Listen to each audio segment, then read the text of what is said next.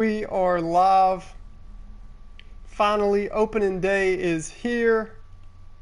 It's Backyard Baseball time! Sunny day here with Vinny the Gooch. Say hello, Vinny. Hello, Vinny.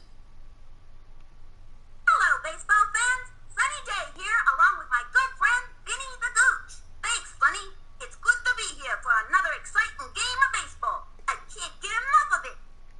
I'm going to check the mic real quick. I apologize for being 30 minutes late to the stream. It's my first time getting used to the run of things, and I was super excited and super nervous too, not going to lie, to get this started off. Trying to make sure I had everything perfect, and it never goes like that, but we can try anyway. So we're going to run with it, and I'm going to fix some things on stream, check mic quality and all that, and then we'll get rolling.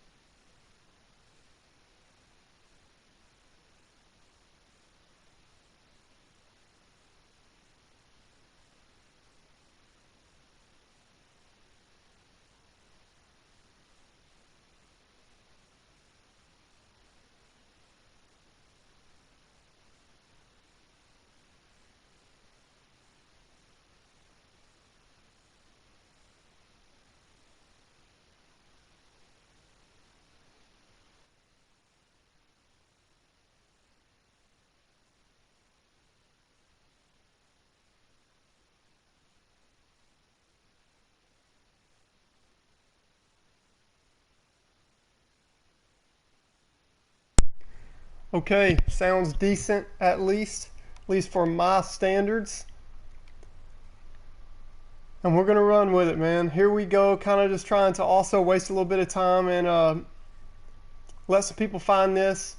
I really want to apologize to the few of you that have reached out to me and said that you would see me today at 4 p.m. Eastern. I'm a little bit late. Hope you'll extend to me some grace with that. Was just working on getting everything as perfect as I could.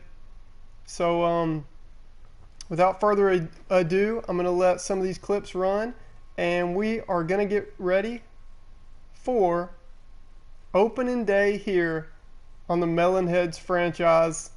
We're ready to go. If you didn't catch my last video I posted yesterday, we do have a new addition to the team. I want to give a shout out to my boy Shane. Found my content, commented right in time, and gave me a great idea. He initially said Vinny the Gooch, and I thought it was a good idea. We are going to have more Vinny the Gooch commentary coming up, and throughout this franchise, I'm just going to add more and more. But I thought it might be a trick to figure out Vinny the Gooch as a player. So I'd been kind of thinking about this idea, and awesome enough, Shane ended up in the comments responding again to me. In my last video, I linked the conversation to I linked the video where our comments was where our conversation was found, and he said, I thought about Mr. Clanky, but I figured a robot would be a little too difficult. Well, lo and behold, we made a robot, Mr. Clanky, so he will be featured. And we do have a little bit of sound clips for him if he enters into the game. Hope we don't have to use our long reliever in this first game, but if he does enter into the game, this is what we'll play when Mr. Clanky comes in.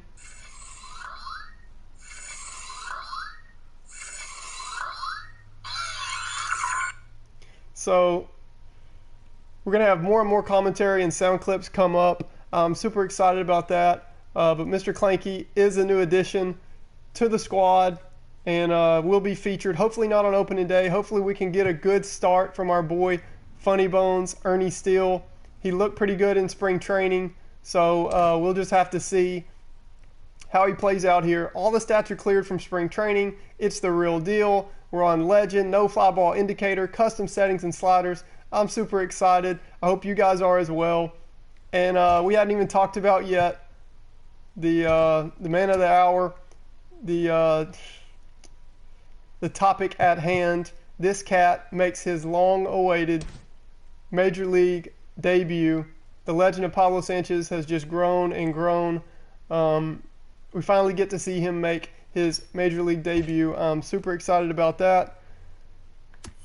Without further ado, let's just get into it. You see how we match up and how we project. The order they have us listed there in the standings is not a projection or anything, but you can see our ranking there. I do want to say, like I told y'all on my last live stream, that franchise mode, the way franchise mode on MLB The Show works, they have a morale. So if the Cats are happy, they play their overalls a little bit higher. So all of our guys are happy right now. I just created them and edited them, and they're all playing together. They're super happy with what Pablo did. They're just super excited to finally be in the major leagues and get to be wearing that melon head purple and green. So their overall's playing a little bit better. You know, they play well together. They play good as a team. So their morale's super high, and for that reason, their rankings and overalls are a little bit inflated right now. Hopefully we keep the stock going. Hopefully we keep the chemistry going on this team. But for now, even with that inflated overall and ratings, we do have, we come in ranked 16th in the league. I think that's kind of a testament of nobody really knows, how this group of kids are going to play. Nobody knows how they're going to match up against real big leaguers, but we're going to get a chance to see coming up here on the Melonheads franchise. So without further ado, let's get into it. Opening day, we're facing Kyle Hendricks. We are at home.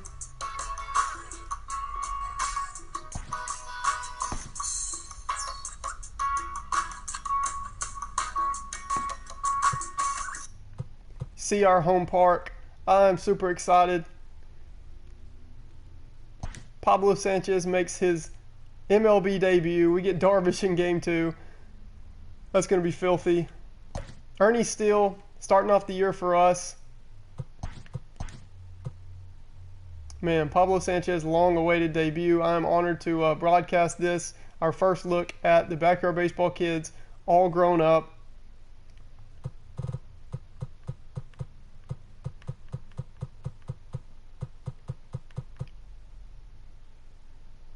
I like the lineup. These are the cats that have earned the opening day start. If you saw my last stream, you saw the spring training stats, how the kids did. You can check that out at any point and see how the kids did in spring training.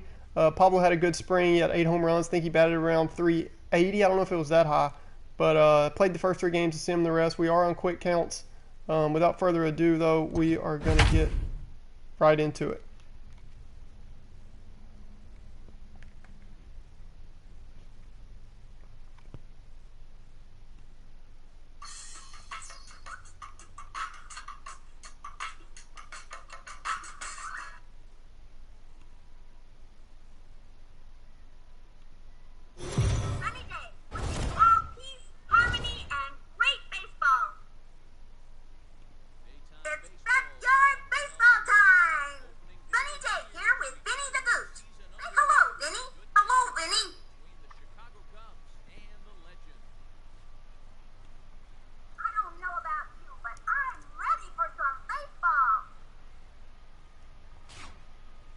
Opening day, man. We still got to come up with a name. Drop in the comments. I want you to think about it for a while. I've thought about it for a week. Still haven't come up with one. But we have an amusement park in the background, which is just the perfect stadium here as Heidi Watney starts us off. It's no sunny day, but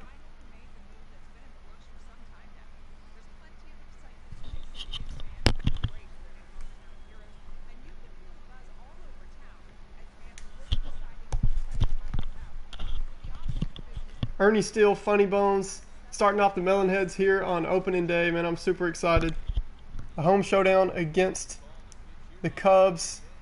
We get to see what we are made of. I'm going to check in-game audio, commentary, and all that as Baez steps to the plate. And then we're going to get rolling here on Pablo Sanchez official Major League Baseball debut. So let me check audio real quick, and then we'll be rolling.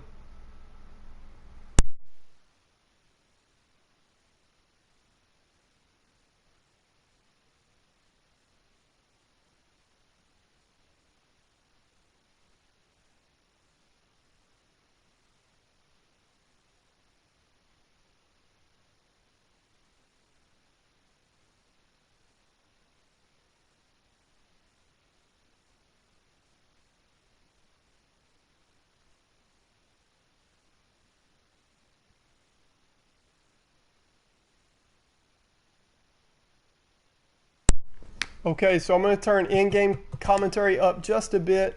I'd like to, in the future, get to where we have Sunny Day and Vinny the Gooch commentating, possibly if I'm able to do it with the soundboard that I've created from my old game that I still have, copy of the Backyard Baseball I still have. I'd like to have Sunny Day and Vinny the Gooch commentate, along with kind of me adding in stuff, the entire game. Hopefully we'll be able to get to that point. I think that would be pretty awesome. There's some great commentary clips from that game.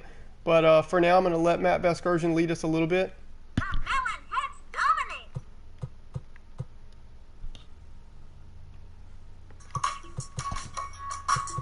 Hey everyone, Matt Vasgersian here.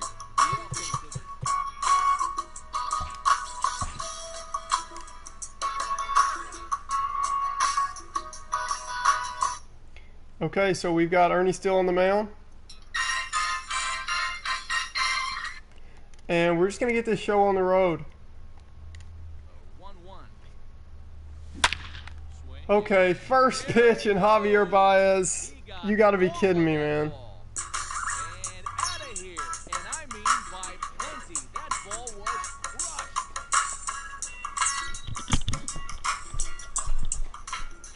Solo home run there for Javi Baez. First home run of the campaign for him. And they've taken a 1-run lead. That's a little bit of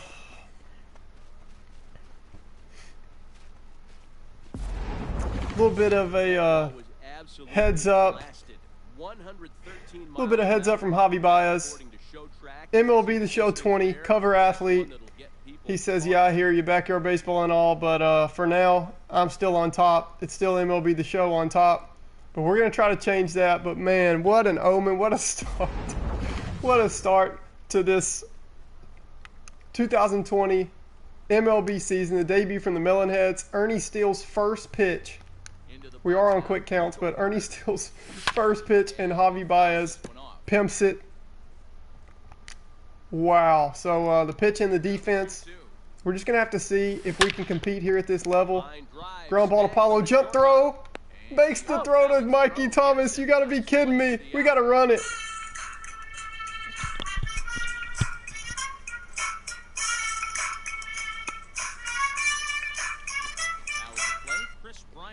You gotta be kidding me, man. A little bit of possible rivalry between 2020 MLB The Show cover athlete Javi Baez and would-be 2020 Backyard Baseball cover athlete Pablo Sanchez, the secret weapon. Baez homers on the first pitch. Pablo Sanchez with a jump throw to Mikey Thomas to retire Nico Horner. And oh man, what a way to start this season off, man. I got to get to where, like, I was stressed about, just going live, the audio, all that stuff, and I'll be improving it each time that I go out. I promise you guys, I want to do this series, I don't want to do it a disservice. I want to do it justice. So I'll be improving the audio each time that I do go live, but the content, man, is just great. The team, the players, the audio clips, it's just great.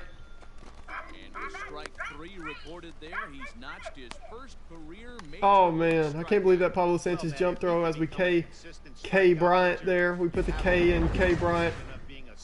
Steele K's Chris Bryant. If y'all could give me some feedback on how like Matt Vasgersian's volume level is compared with mine, and also the music, if you could, and we'll do it that way as we move along and get this first look at the humongous Melonheads, the kickoff of this franchise. My man, when they win, don't they go to Weasel World? Or maybe that's football. Either way, could be the park name. Oh, man. Shane, dude, that's awesome. Shane Faurier, my guy, has now 1 ball, 2 strikes, the count. found the first 2 orders of business for us on this series. Number 1, he picked our 26th man for the roster to start opening day with, as we have a 1-2 count here from Ernie Steele. Still a ball and 2 strikes. High fastball to Wilson Contreras, and he fouls it off. We're going to go to 1 and 2. He calls Mr. Clanky as our final piece of this roster for us to get started. We are going to keep adding a couple more players, preferably pitchers, as we move forward with this series. But it was a great call by him, and I made Mr. Clanky yesterday. You can see his debut. We might see his debut today at some point on this stream. I will play his reliever entry song right now. This is when Mr. Clanky jogs to the mound.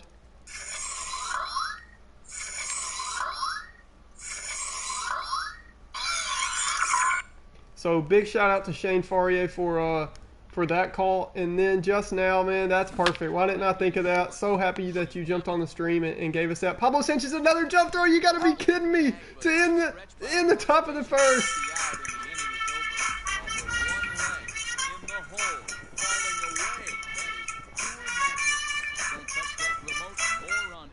Man, that is beautiful. The secret weapon getting us started the way we did not expect on defense. He said, I'm here to stay, man. I cannot believe that. Pablo Sanchez, 2 jump throws in the first inning. That's insane. He's just got a 63 fielding because, yeah, he was a beast on Backyard Baseball. We all know that. But y'all remember how if the ball was hit hard, especially if you're playing on hard on Backyard Baseball, how it would kind of knock him down sometimes. So we just gave him a 63 fielding. But, dude, 2 jump throws. Oh, man, my man Pete Wheeler steps in.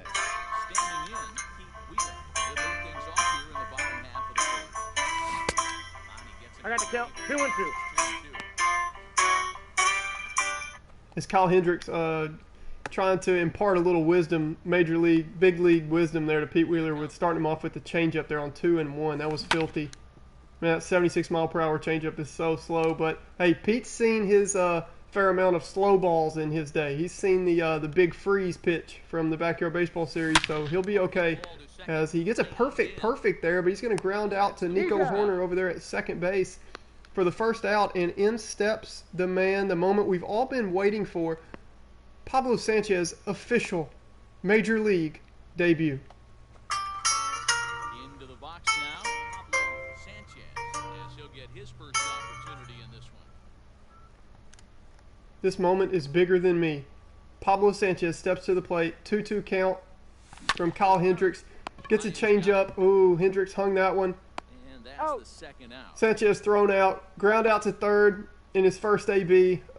That's okay. I know he's disappointed with that first plate appearance. If you'll remember, his first plate appearance this spring, he hit a 482-foot shot off Lance Lynn as Mikey Thomas steps in.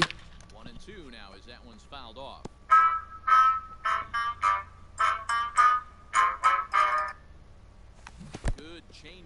Hendricks K's Mikey Thomas. So a little bit of undisciplined showing there from the young kids that play for the Melonheads. As we see the roller coaster playing there in the background here in Weasel World. My man Shane Faurier reminded me that when you win the World Series on the Backyard Baseball games, the kids would go to Weasel World instead of I'm drawing a blank. Disney World. They'd go to Weasel World. It was an amusement park, and they'd have all kind of fun as Rizzo steps in here on a 3-2 count. Oh, we have fly ball indicator turned off. Marky Du Bois, who struggled in spring training, makes the play there.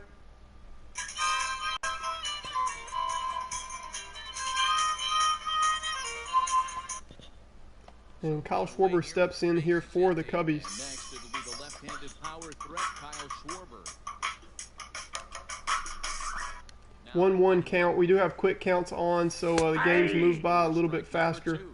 Get a nice call there from Ed Drummond behind home plate. He might be a little too old to have played backyard baseball, but I'm not mad at it. And he seems to still like these kids as he gives us a call there. 2 balls, 2 strikes. Doesn't give us that one, though. He says that pitch from Ernie is a little high. I'd have to agree. 2-2 here to Kyle Schwarber. And if y'all would be so kind, man, Shane, I appreciate that call. The park is now officially called Weasel World, the amusement park that we play at. Just perfect, man. I appreciate that and the Mr. Clanky call to help this series. I bet that won't be your last idea you're going to contribute to this series. I really appreciate that. And so as we have pulse pitching turned on there, hey, Ernie learns from his veteran counterpart Kyle Hendricks and throws a changeup there on 2-1. 2-2 count here in the top of the second with 2 away. 3-2. Can't get him to chase. Would you guys be so kind to let me know how the in-game audio is? Like, is Matt Vasgersian too loud or too quiet? You want me to turn him completely off? All that good stuff. Ground ball here to Stephanie Morgan. She's going to make the play.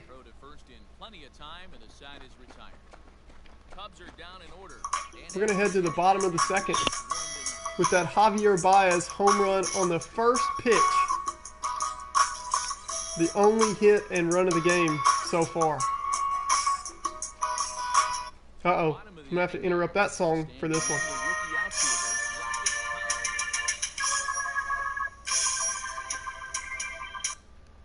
Ahmed Khan steps in as the cleanup batter and lead guitarist for his band that he plays with in the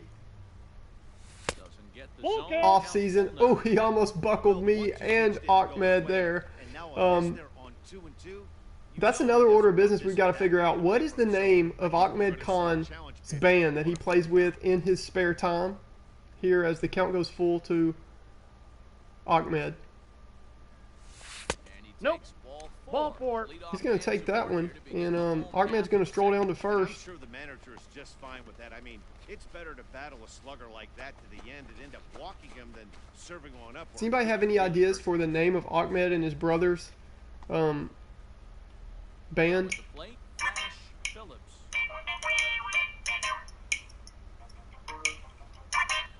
If you do, make sure to comment that throughout as Keisha Phillips Flash steps in here.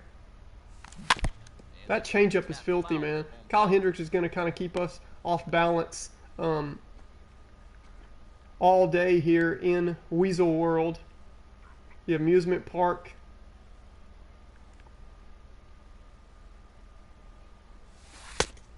I got the count. 2-2. Speed pitch taken for a ball.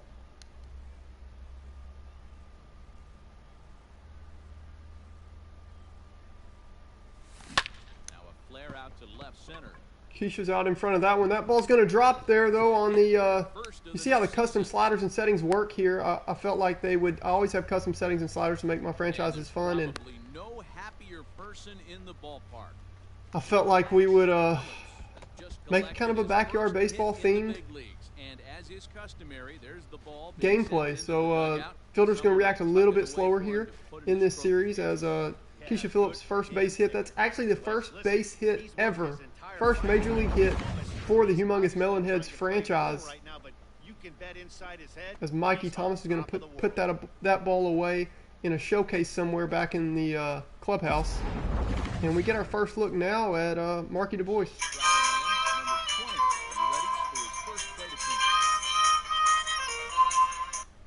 Or shall I say Marky Dubois? That's the way he pronounces it.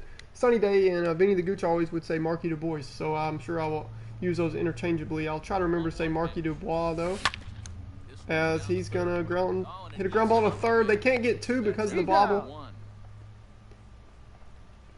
That's going to work out. It was almost a disaster there, though. So we're going to see the defensive layout for the Cubbies. Let's take a look at catcher Wilson Contreras. This guy's got one of the best arms in the game. Think Gary Sanchez, but in the National League. Nobody. He's going to bring in. This guy and brings a powerful bat. What's that? Time. Oh, it's Jocinda Smith. Give me just a second as we check Yep, Jocinda Smith gets the start today on opening day. Tony Del Vecchio really struggled in the spring. He's one of my favorite players. But we did go ahead and give Jocinda Smith the start here to try to kickstart this offense against veteran Kyle Hendricks. So she steps to the plate here on a 1-1 count. Into the box, Joe Smith. Ball that's outside.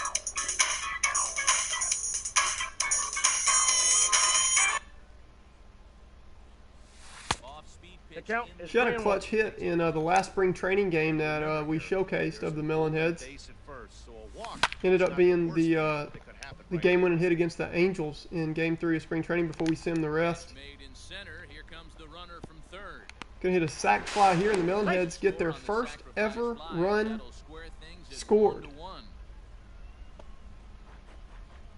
Into the box, Stephen Morgan, runner in scoring position with Sukan.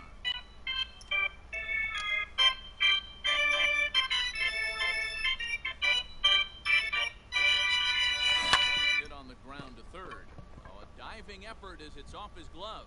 Nice diving effort there. That's not going to get Stephanie Morgan. She prides herself in playing solid defense And this is pretty and cool, being a guys. clutch Not only is hitter that his when we first need big it. league hit, it's also his first major league RBI. The ladies on this team get the first two Yeah, no doubt, Matty. RBIs for this franchise. Isn't that pretty neat? And Ernie Steele, Really special that well, he's going to give it all he's got He'll never forget this moment as long as he lives. as he steps to the plate here as the pitcher. The count is 2-1. Pitch out there. Stephanie's not running. I cannot believe that, well, it kind of shows that people know these pitchers on this Melonheads team can actually swing the bat a little bit. They have been focusing on pitching when they heard the call when Pablo got them the deal to take over the Milwaukee Brewers franchise and play as the humongous Melonheads with the group of kids they've played with all growing up. We got a full count. Ooh, 3-2. I bet Kyle Hendricks wanted that pitch, but they don't get it. 3-2 count with 2 outs. Morgan will be running on this pitch. Ernie fights it off. It's interesting not to intentionally walk Stephanie Morgan there with the pitcher on deck, but I guess they've heard that these the pitchers on this team, oh wow, as He's out.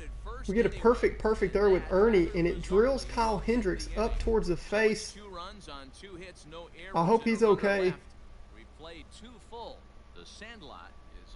But he does showcase, I guess they've learned and heard about this Melonheads team that the pitchers can hit a little bit, and there's also been talk that Ernie Steele might be possibly a two-way player at some point in this series as Ian Happ steps to the plate.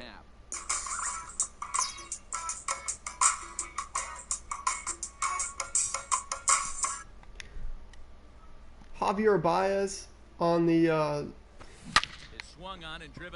first pitch of the game of the season does the same thing Ian Happ just did to us.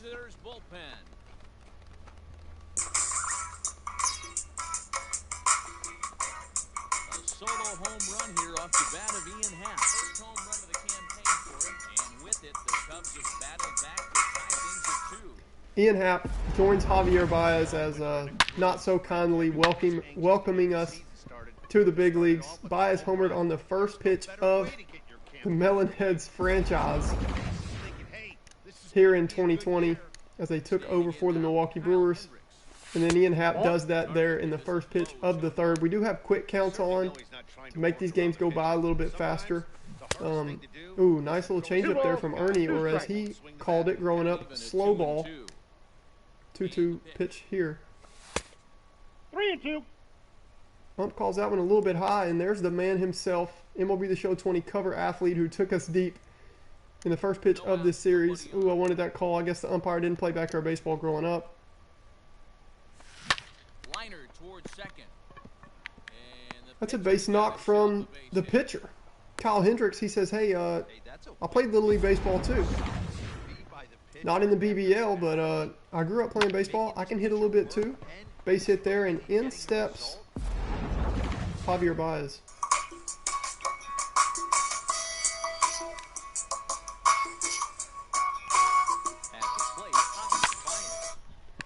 He's going to go the same route that Hendricks did for another base hit. There's 2 on here with no outs. second as there We are might have two to see a little bit of Mr. Clanky here if Ernie still can't start getting some outs here in the third.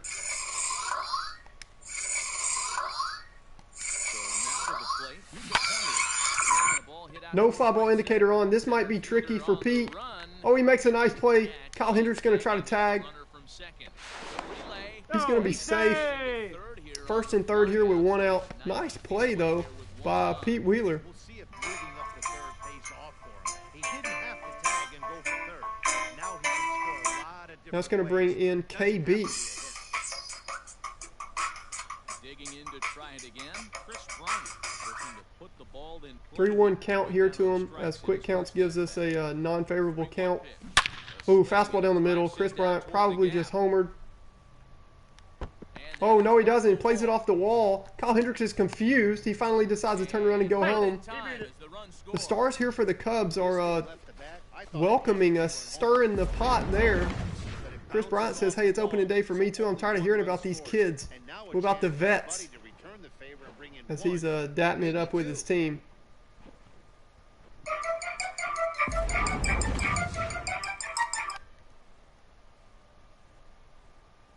Into the box now. Wilson Contreras just got a piece of it as it's fouled back. See if Ernie can, the young 19-year-old can battle his way out of this situation.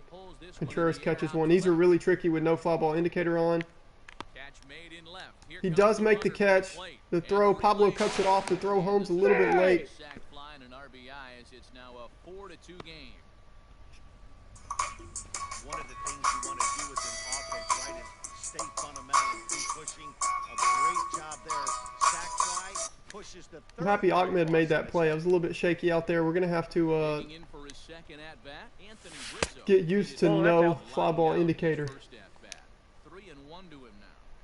3-1 count here to Rizzo. Hey! Bottom part of the zone, a good 3 changeup balls, gets 2 the call. strikes. Even though it's early on in this one, anytime you get runners in scoring position, you'd like to Ball knock them in. 4. And Take your that base. misses ball 4, so it's first and second now with 2 out. Well, it's obvious that earlier home run he gave up is still on his mind.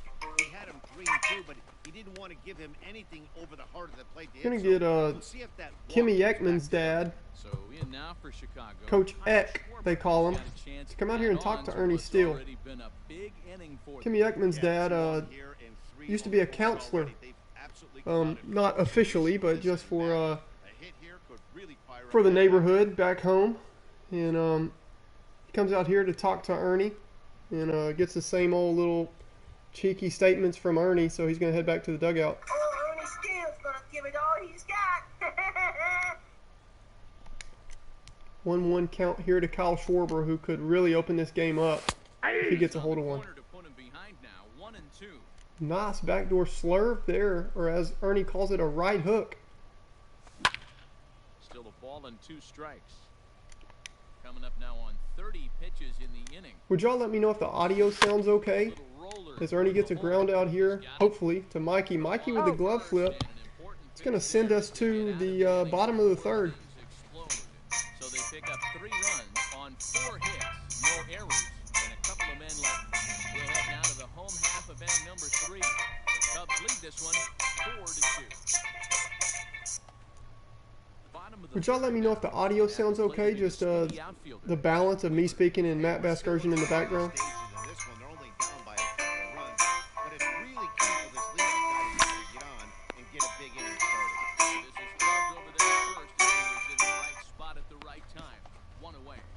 Pablo Sanchez, second career at bat.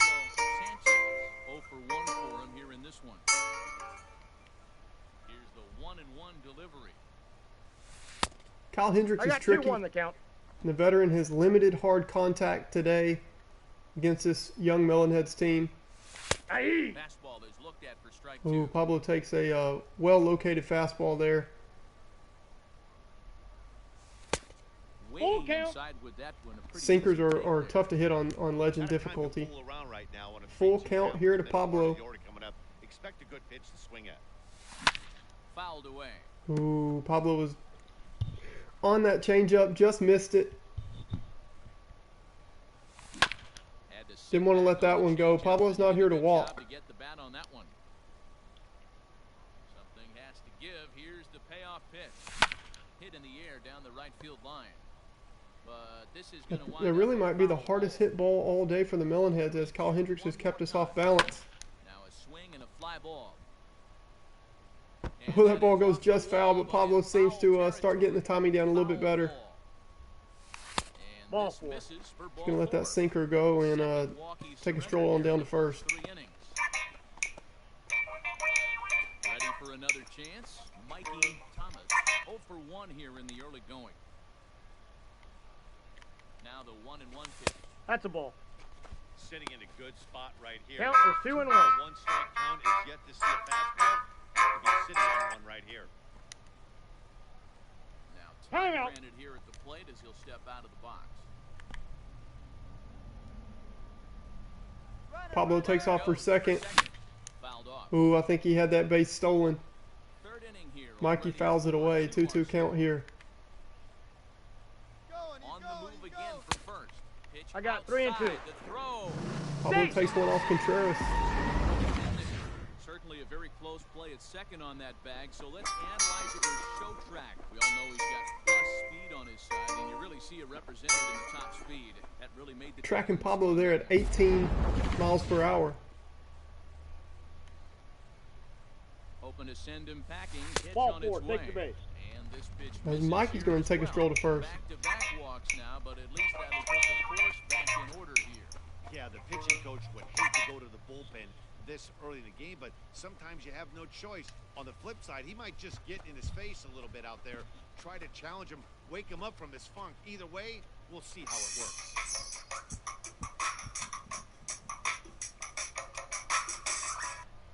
Ahmed Khan steps in. Rocket. He drew a walk his first time. James, what's up, man? Glad to see you, dude. And I'm actually, your comment makes me happy because I was late. I was 30 minutes late. I was just stressed trying to get things going. You know, real life happens, and trying to get here in time. And anyway, pretty sick. The first pitch of the franchise, dude. Very first pitch, top of the first. Javi Baez pimps one. MLB The Show 20 cover athlete. So that was pretty sick. But Pablo did, in the top of the first on defense, make two nice jump throws on balls deep in the hole. They were pretty sick, man. Other than that, the Cubs have, I mean, Happ caught one off of us. They've hit Ernie still a little hard, and we've taken a few walks here. That's our third walk, so that's a good sign. We were afraid, you know, that the kids would come in a little undisciplined. Yeah, it was pretty neat. And I'm playing a little bit nervous. I got to get it together. You know how Kyle Hendricks is kind of funky sometimes, you know, especially on Legend when you're used to gearing up for 95, 96. So his changeup and sinkers kind of kept us off gear as Keisha steps in here. Big moment here. Ooh, late on that sinker, dude. They're tough to hit on Legend. Full count here, bases full. Challenge pitch coming. Here it is. Ripped down the line. He's pitching well. He's changing up. Hey, will you let me know how the audio balance sounds okay? You know, I'm not real great yet at testing audio and making sure audio is perfect. Will you tell me if, like, Matt Baskersion's loud enough or whatever? Oh, Keisha catches one. That ball's deep. Go ball. All it's going to do is be a sac fly, but the first 3 runs of this Melonheads franchise have now all come in the form of the ladies. Stephanie Jocinda, who got the start over Tony after a slow start to spring training, and now Keisha Phillips have gotten our first 3 RBIs ever on this franchise. And Marky Du Bois steps in.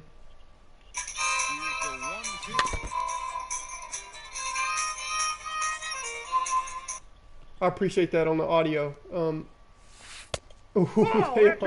That buckled me, dude. I thought it was the curve again. And dude, if it was a curve, it was just gonna have to buckle me.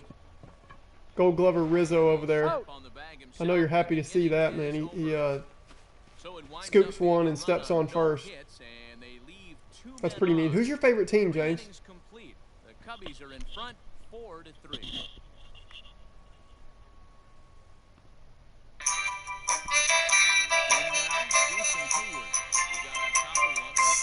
As we give Jay Angela Del Vecchio walk up there.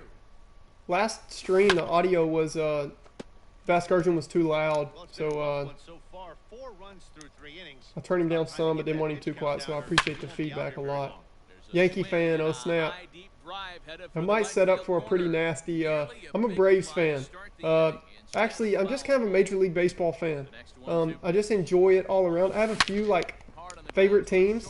And they'll typically be, I'm a huge Freddie Freeman fan. They will typically be like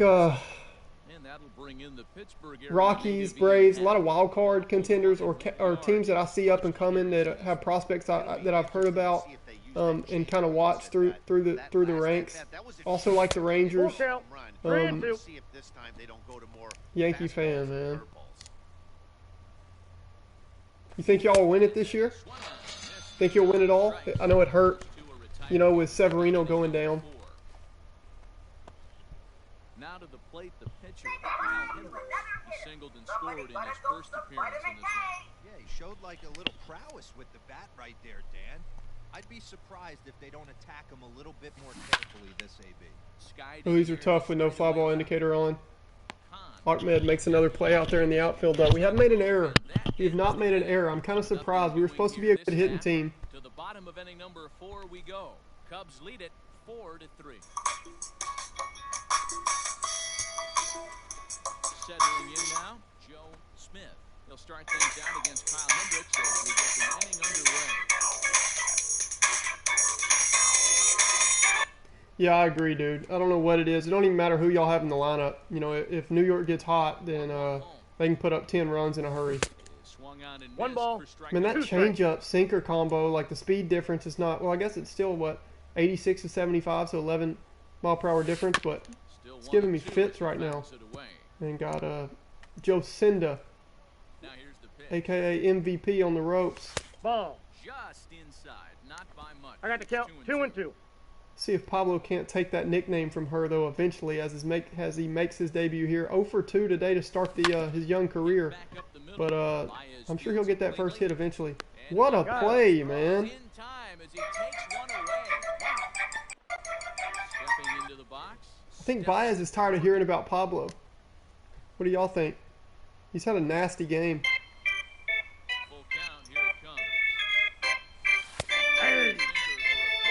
Ooh, that pitch. That buckled Stephanie Morgan. Looked like her eyes didn't even follow it. She was like, yeah, okay. 2-1 here to Ernie Steele.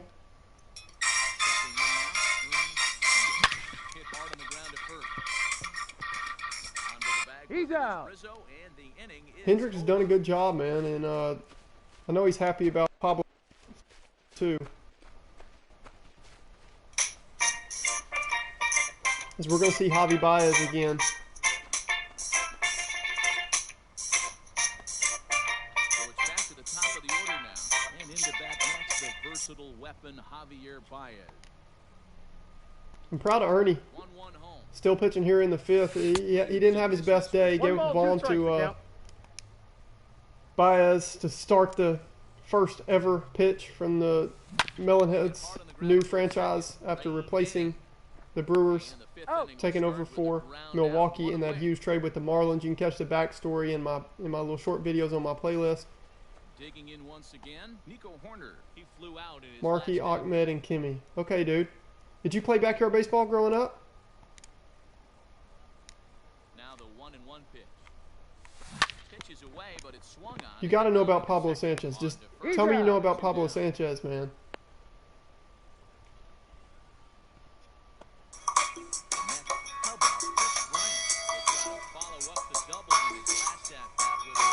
KB steps in here. See if he can join Happ and Baez as Cubbies with home runs today. Ground ball to Pablo. Man, he looks good at short. Made a couple jump throws in the first inning. 3 up, 3 down for the He's due up second here in this inning, still looking for his first big league hit. Possibly the most anticipated MLB debut of all time. It's up there with the kid, Ken Griffey Jr. Fun fact about Griffey as Pete Wheeler steps in.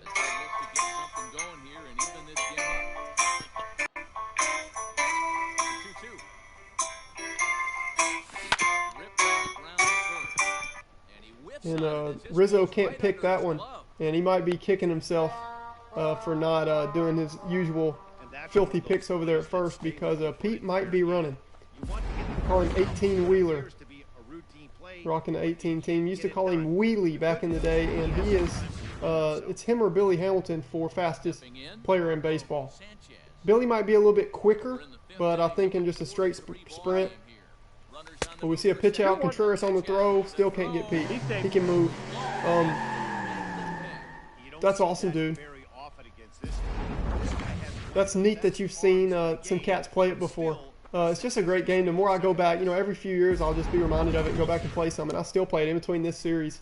Of course, I was playing some, getting some research on the players and all that. As oh gosh, Pablo steps up, and it is his MLB debut. So give me just 1 second.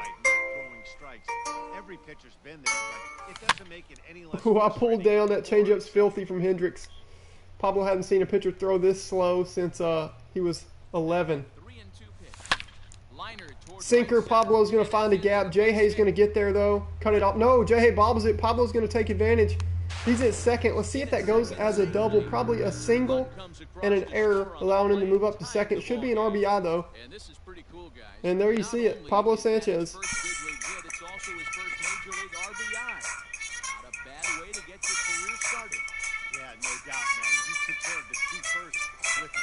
Noah, that's awesome, dude. Thanks for popping in. Yeah, James, Pablo was her first hit. Hey, Noah, man, I appreciate that a lot.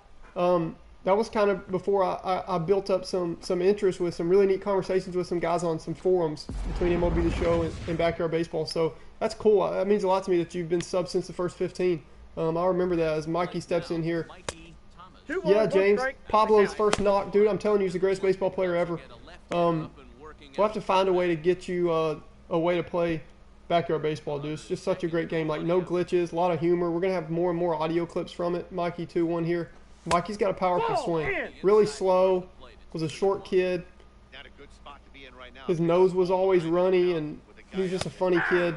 Can't believe he took that pitch. If it wasn't on the outer half, he probably swings at that on 3-1. He definitely has a green light. He can hit to all fields, though. Doesn't demonstrate it there as he's going to pop out over there to KB.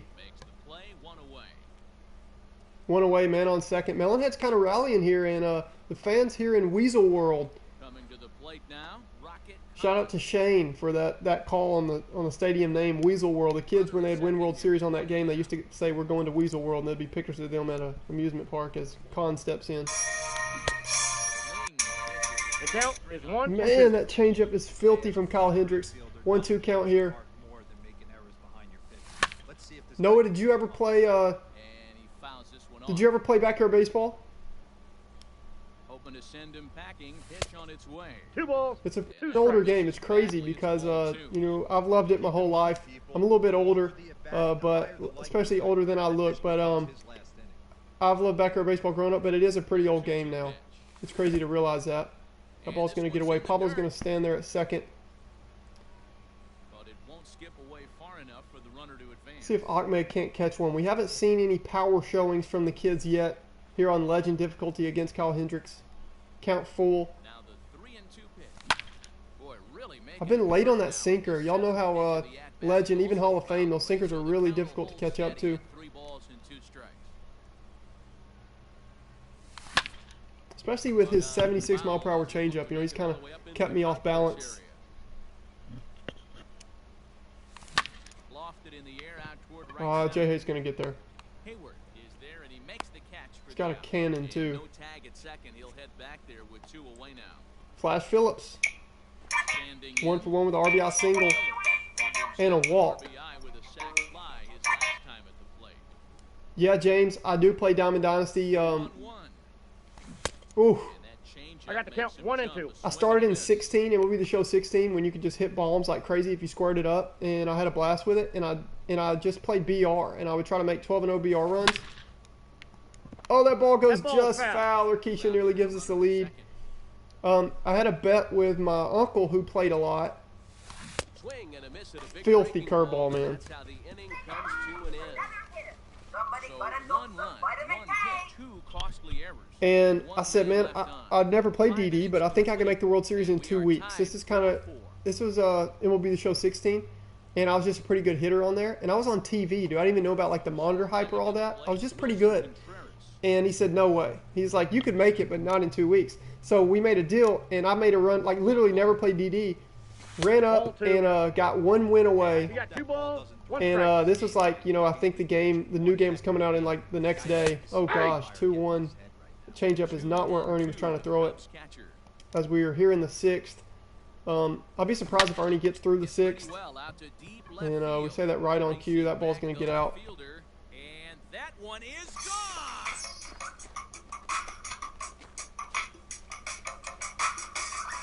And now Contreras joins Happen Baez as Cubbies with home runs here on opening day in 2020. So I lost.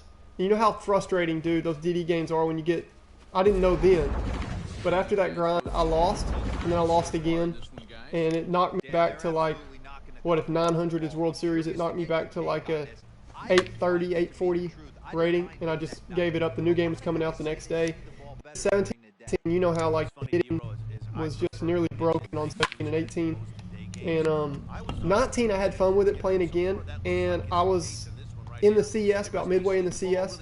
I would say now 16 I was really good. Now I'm probably 2nd or 3rd tier. I'm not that top tier. Even if you give me a little bit to work at it, like if I'm grinding it for about 5 days and getting used to playing that at that level again. I probably can't be top tier. I know I can make the World Series, you know, if I worked at it really hard and all that. It's such a grind to me, though, and the competitiveness, like it just, after a while, it kind of weighs on me and gets to me. And so I end up doing some neat character creation or thing like that as we don't get the call there. Man, that's just right there. A 3-2 offering that was right in the corner, but he couldn't get him to chase, and he doesn't get the call. Can't beat yourself up about that one too much.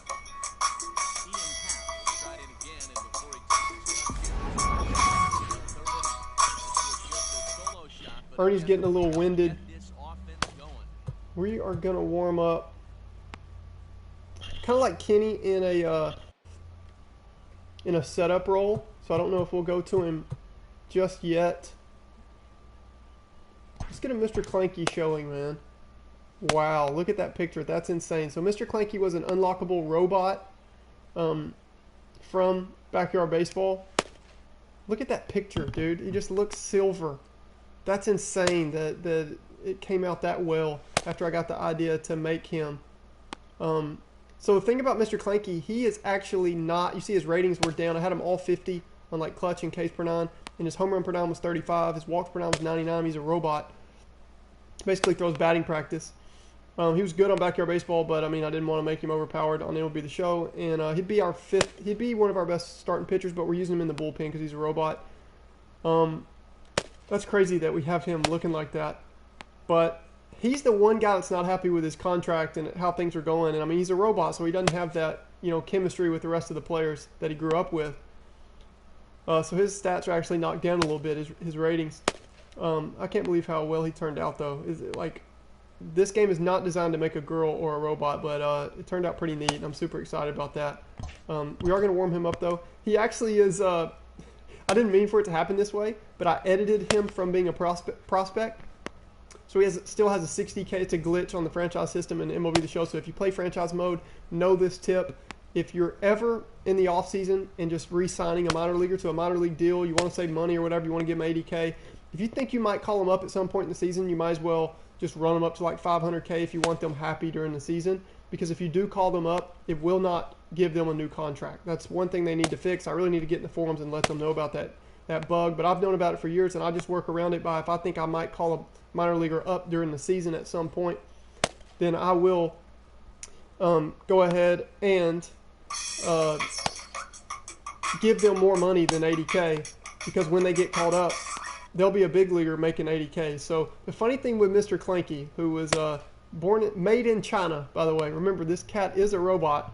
Funny thing with him is he's upset right now because he has a 60K contract, and I did not intend for that, but it kind of works because you know how robots and machines and all that, they offer more efficient and less overhead costs. So I thought that was pretty funny as we warm up Mr. Clanky here, trailing 5-4 to the Cubbies here on a 1-2 count. 2 on, 1 away to Ian Happ, who hit the second home run of the game for the Cubs. The Baez bomb started off the entire franchise. Ball. That's Oh, come on, Blue. I wanted a dose of vitamin K. I guess that didn't play baseball growing up. James, do you play DD? I do have fun building the team and all that. Excuse me. Glove flip from Stephanie Morgan. Oh, that's going to get us out of the inning. Just like that, this side is retired. 4 to 6 to 3. They roll it up to get out of the jam. More baseball on MLB Network right after this.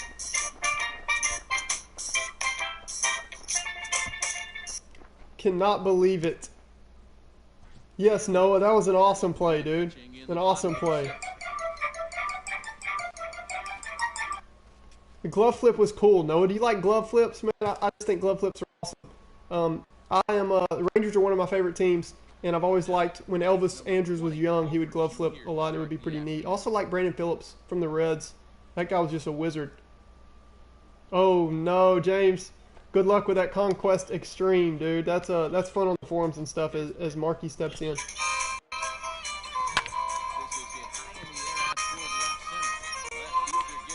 Dude, I got to speed up my bat. Hendricks has slowed down my bat with that 75-mile-per-hour changeup, and it's got me late. As Jocinda steps in, we need one of these girls to get us rolling on offense.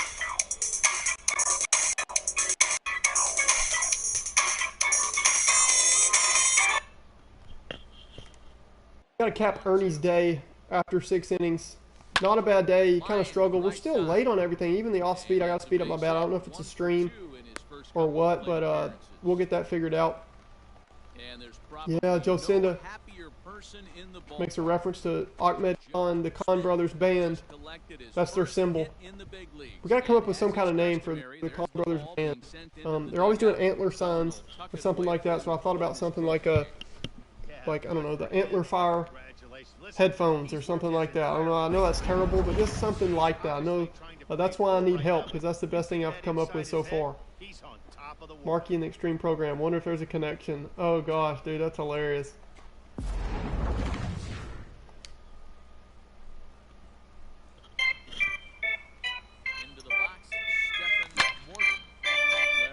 Get down, ball. Don't get there, Jay Hay. Yes. Even Jason Haywood can't get there. First and second will one out. Perfect timing because Stephanie said we can get some stuff stirring. Let's go, man. She's throwing up all kind of signs. And we're going to pinch hit here. Even though Ernie can hit a little bit. His day is done. We're going to pinch hit here in a big spot. We're going to go to our boy who really should have started opening day, but he just struggled spring training. I love this cat, though. We're going to him in a big spot here. See if he can tie this game up or even give us the lead.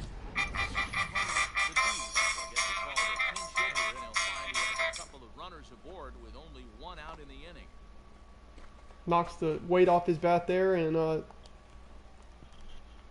man I call the dude steps in here on a 2-1 count. Man, I'm so late on everything. I think the stream's making me a little bit late on these hits, or maybe I'm just so worried about commentary. But Pete steps in.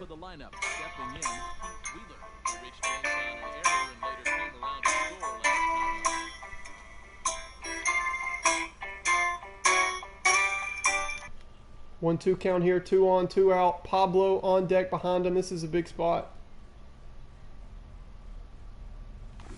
This is on the ground over to first. That ball's not going to get through. It's going to end the inning. Melonhead still trail by 1, and we head to the top of the 7th inning. We are going to get a look at Kenny Kawaguchi or the robot, Mr. Clanky, after this. Jose Martinez is up off the bench. He'll pinch hit here to start inning number 7.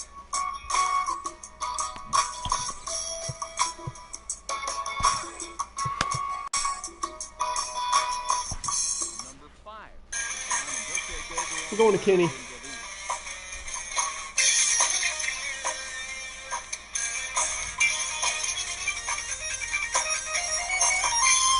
Didn't get a chance to warm him up, but he's okay. This is a tough kid. This is a kid that had really good control in Backyard Baseball. He was actually the kid in the wheelchair that was a really good pitcher on Backyard Baseball. He's a really neat character that Humongous Entertainment made from that game. And he has a neat little backstory. He has been, for the sake of our series, Kenny, really neat kid, young kid, worked his tail off, had trouble with his legs growing up, and he has actually been able to walk since he was 14 years old now for the sake of this series. Yes, James, guy in the wheelchair. So he has grown. He doesn't throw super hard, but he has a nice splitter, and he spots his pitches. So Kenny K, as I call him, making his major league debut here, trying to keep this game at a 1-run differential here at Weasel World, home stadium for the Melonheads. As pinch hitter Jose Martinez steps in, and they're going to give us a full count here for control artist Kenny K. Ground ball to Mikey. Makes the play. Defenses look really good today, and we look like a big league team there with the first baseman pitching the ball. Baez steps in.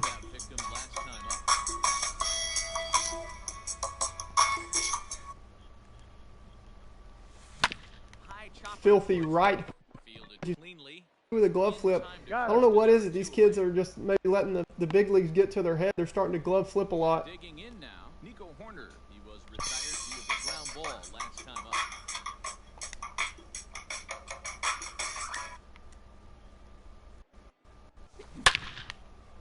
Into center field, line drive base hit.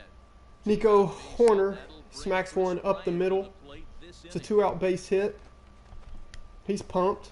It's going to bring up Chris Bryant to the plate. He's already doubled.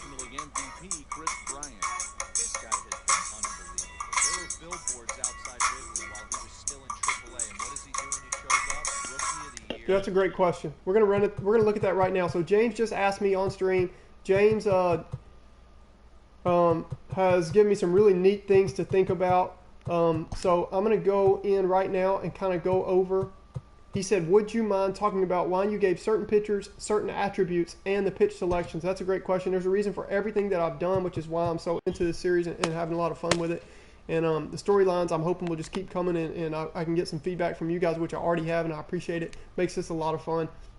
So we already talked about Mr. Clanky. We're going to go through the starting rotation first.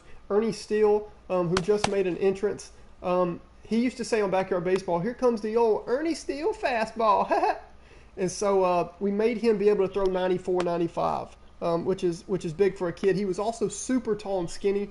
So you see the 6'8", 6'9" frame we've given him on here. And then Angela Del Vecchio was a really good pitcher on Backyard Baseball.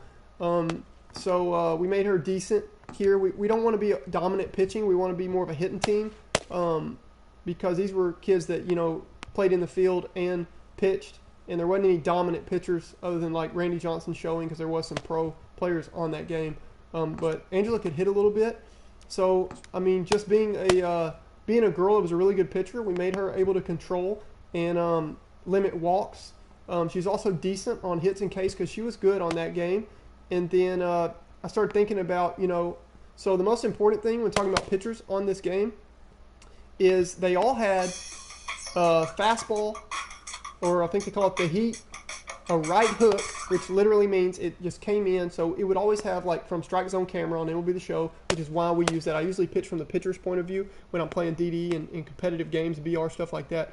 But on here, I try to make it as much of a parallel to Backyard Baseball and a combination between that and MLB The Show as I can.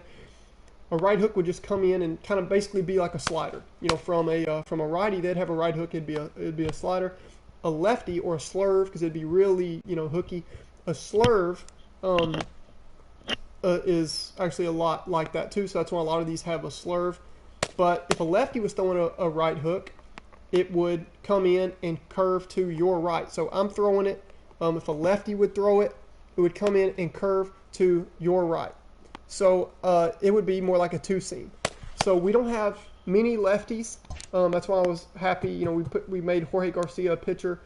He was one of the worst kids on the game, so that's kind of self-explanatory. I also kind of modeled him after a Marco Gonzalez or and I know these guys are good, but still, you know, that's all we have for big league comparisons. I was happy to have Josh Hader because for a couple reasons. Marky Dubois, he actually pitched kind of like Josh Hader. So when I go back and play that game, I'll bring Marky Dubois in and he could pitch. And he pitched very similar to Josh Hader, but I wanted him in the outfield because he's just a neat character, has a good arm, stuff like that, a little bit of pop, can hit okay. So I thought Josh Hader really filled a spot for us and gave us a lefty. But with these righties, Ricky Johnson was able to pitch. He was a tall kid, good in basketball. He had a very good left hook, though. So he was a righty. He had a really good left hook on the game. So I made it, you know, it tails away. I made him have a very good two-seam without good velocity, though. And then his slider. You can see his two-seam, which would be his right hook, his left hook on Backyard Baseball, and his slider, which would be his right hook on Backyard Baseball. They are almost identical in velocity, which is super weird for a pitcher to have, right? Because you know big league baseball. Appreciate it, Noah. Hope I'm not rambling too much, just trying to give you guys, you know, as much as what went into creating this, and I'll do it as much as I can, especially when you guys are the main ones commenting, and all 5 of you that are in this chat room. Anything y'all want to ask, anything y'all want for this series, shoot, this series is for y'all as much as it is for me. So we're going to do that. But I gave him, you know, the right hook and the left hook on Backyard Baseball had the same speed. So you can see his two-seam and his slider are the same speed. And Ricky always had, you know, I gave him a circle change. Appreciate that, dude. That shows that both of you, Noah and James, I can already tell both of you are knowledgeable baseball fans. Like, who can just let somebody talk about a card this much and follow it and enjoy it? That means you're a lot like me because I'm a big baseball fan. And a lot went into this. And I'll give you more and more as this goes on. James, eventually, you know, I'm giving you, like, every single one of you that enjoy this series, I will end up giving you the entire roster file, custom team, all that, as much as the MLB The Show lets me share. And then we'll figure out another way to get you guys this team eventually. But anyway, we'll worry about that down the road. But Ricky's circle changed, so because all of his stuff kind of tailed a little bit, it seemed to on Backyard Baseball, he reminded me of a Luis Castillo parallel. Just kind of the way he looks. So his two-seam was so good on Backyard Baseball. So, you know, on pulse pitching, how it gives you the possible, you know, it's doing this, and you try to click it right there. Well, it gives you the possible circumference of where that pitch might end up. So you want it really small. On Backyard Baseball, it would just be constant. It would be like a pulse, but it would be constant, just shadow. So if they had bad control, it would be like this. And you didn't know where it was going to go. You didn't know if it was going to be a strike. Ricky's two-seam was like tiny. Dude was like as big as the ball. He could throw it anywhere he wanted. So I gave him a really good controlled two-seam, but the slider and circle change not so much because he wasn't a great pitcher. Because his two-seam was so good, I kind of worked off of that, gave him a slider change, you know how Luis Castillo has off of his two-seam. Luann Louie was a short Asian descent girl that was very fast. I gave her I did give her an 86 speed, so I just couldn't deny it. She was actually like faster than Pablo on that game. So, and she was a good pitcher, and she always had a pink or purple, as you'll be able to see in game 2, 3, 4. In game 4 of this series, you'll be able to see her debut. She should have a purple or pink glove because she always had, she enjoyed that, she liked that color, and she was really fast on this game, and she was a good pitcher. We made her, also being an Asian pitcher, we tried to give her kind of an Asian style to pitching. She was a decent pitcher. One thing, you know, that Asians a lot of the times in the major leagues that will throw is that splitter. So we worked off of the splitter, and we kind of made it her feature pitch. And then she still has the right hook, the left hook, the heater, and the change, you know, that kind of thing. So that was the reason for her. Jorge Garcia was more of a Marco Gonzalez trying to fill a spot for us in that 5th spot in the rotation. We needed a lefty too. I was going to use him as a long relief pitcher, but I didn't really want a robot Mr. Clanky, you know, being a feature part of our team with all those 99s. But he's a robot. He could pitch all the time. He didn't even have a stamina meter on the game. And then he could throw it wherever he wanted because he's a robot. Just think about, when you see Mr. Clanky, I want you to think about like a pitch machine. You know how when you go to the batting cages and you see a pitching machine? So that's basically Mr. Clanky. So his home run is down because, I mean, you know, I just think about, you know, he's not going to have a lot of movement. His four seam actually has 0 break. And so I made these guys very in-depth. And I'll give away more and more as we move forward with this series. Amir Khan was a decent pitcher on Backyard Baseball. He's the little brother of Ahmed. Ahmed could rake. And when I was doing research, looking through a lot of these forums, to get other people's opinions of these players, I didn't want to just do this for myself. I told y'all I wanted it to be interactive. I wanted it to be the official, you know, what happened to the kids when they grew up series. And so I've gone all out, and I've spent a couple months on this. Amir was the little brother, not as good as Ahmed, but he was a decent pitcher. And Backyard Baseball, if you look at his card, you can even find it on Google, it says he excels especially in a closer role, a closing role. So we made him our closer, and, you know, kind of the cutter and the knuckle curve these days have been, unless you're throwing 101, they are really telltale signs for closers. You know, you see closers that way. Also with Luan Louie with that Asian descent, that splitter can sometimes be known as the gopher ball and give up home runs, so that's why she has a low homer per 9. You know, so anyway, and this is Lulu, as we call her, Luan Louie. Lou and Louie, they call her Lulu. This is her entry song.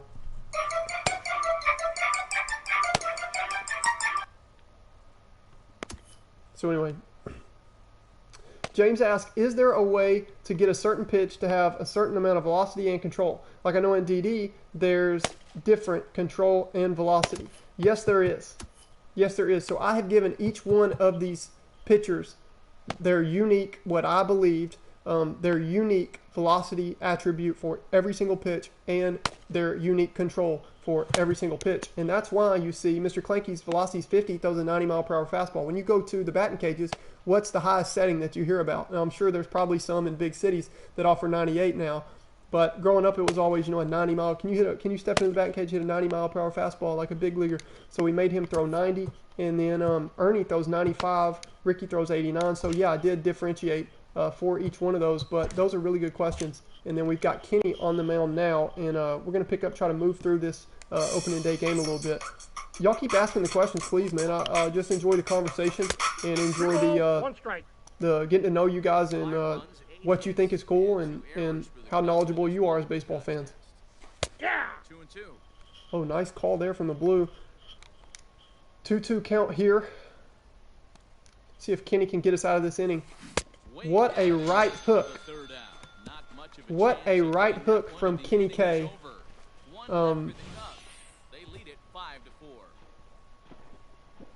That's going to end the inning, man. Let's hear from Vinny the Gooch.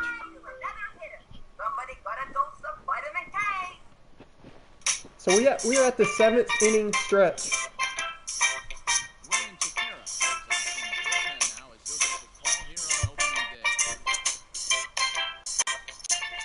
So, Pablo steps in. Y'all give me just 1 second as this is a historic debut. Pablo Sanchez here. This thing's far from over, even though we're moving into the back end of this game. Only down by 1. All they need to do is get this leadoff guy. Oh, I pulled They're down. extra base hit away from tying this thing up. Come on, Pablo. Ready with the 1-2. Nope. That's inside. He's giving us good at bats. We will say that. Yeah, Noah, that hook was ridiculous, man. Hey, James, we'll talk more on the forum that we've got accustomed to just talking about baseball ideas and stuff. I'll go into that. That ball was moving, man. Pablo K's here in his MLB debut. 1 for 3. He does have an RBI double. And they do K us here. I wonder how many strikeouts do we have here in this game. We've K'd 4 times. They've K'd 3. So I always am looking at the custom settings and sliders, and that looks pretty good. The way I have this chat on the side so that I can see you guys right here on the screen, it seems to be this form of streaming. I will figure it out, but it seems to be a little bit laggy. Like I swung as soon as that ball got there.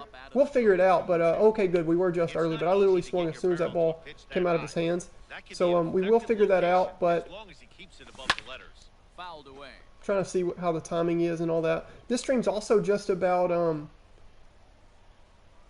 getting audio right, you know, getting settled in, and getting the first look of these players as now Mikey goes down. No problems for him on the mound since he's come out of the pen. I do like this though because, you know, there might be a little bit of an adjustment period for these young kids playing in the big leagues. So now to the plate, Rocket Khan. Nope, And he that's lays ball off four. Ahmed takes another walk. potential time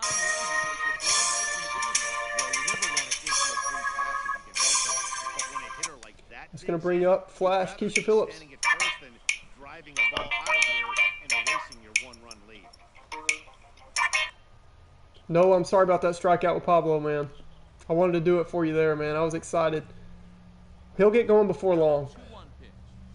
Takes a pass and What a misses. pitch, man. They've just pitched us really well. I know it is on Legend, but they've mixed up pitches really well, and if it wasn't for some of our walks and timely base hits, we'd be in trouble this game.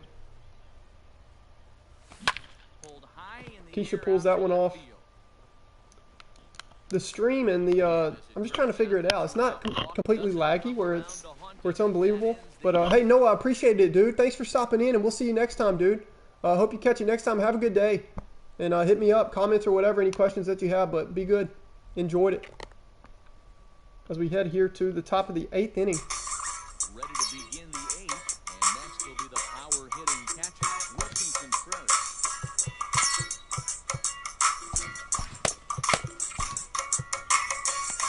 So we're going to let a robot enter the game here. First time ever for a girl major leaguer. We've already seen that. And our first 3 RBIs actually came from the girls on this team. Keisha Phillips, Stephanie Morgan, and Jocinda Smith, actually in reverse order. Now we're going to see a first. We didn't think this would happen until 2030, but we're about to see a robot. This is kind of a sad day for baseball as an actual robot makes his debut from Backyard Baseball. Mr. Clanky coming in here with 2 lefties due up in this inning, and the Melonheads trailing by 1. We're going to the robot, Mr. Clanky. 17 trying to pitch here in the 8th with nobody out.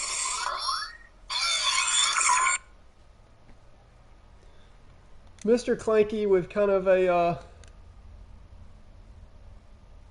robotic pitch delivery here.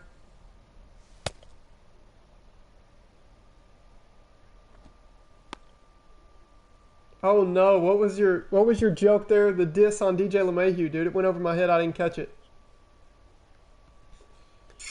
As we're getting a look at the robot's delivery here. On Backyard Baseball also, Mr. Clanky had a little, he would just like suction up a baseball and then with his other hand throw it. And the little cup that would suction up the baseball was yellow, so peep the yellow glove. I'm telling y'all, we went all out on this. Oh, that's funny, dude. Dang, I'm mad I didn't know that. They call DJ a robot. Why is it because he's so good in the field that he doesn't make any mistakes? That's awesome, man. I'm telling you, it's all your baseball knowledge. You're going to have to translate for us and for the viewers at home. No, I'm mad I didn't know that one. Is it because he's so good in the field that he doesn't make any mistakes? Is that why they call DJ LeMahieu a robot? Well, the first official robot making his debut here with Mr. Clanky. Oh, okay. Like he just doesn't talk much. So Mr. Clanky enters in here trying to keep this game run lead. Gotta get through one righty first, and then he gets a couple lefties. I don't know if he cares. His pitching clutch is at 50 because he's not necessarily clutch because he doesn't have that human factor. He's literally a robot. But he also doesn't get nervous because he doesn't have that human factor because he's literally a robot. Hard single up the middle. Yeah, watch your lips right there, Dan. Sent it back. Pablo shows some of the hustle there. Lined out in his last trip, so looking for better fortunes here. Yeah, Matty, it's always a little frustrating when you As square one up. Rizzo steps in. We got to turn off manager tips. The robot doesn't need that. Maybe, oh, dude, maybe. Oh, snap, this is insane. The manager tip came up because Mr. Clanky has some little cheat system in his brain that's telling him manager tip, possible hit and run situation. Let's see if he's right. Playing the Saber metrics, the analytics. So that's pretty sick that Manager Tip came up with Mr. Clanky on the mail, man. That is awesome. 1-2 count here to Rizzo.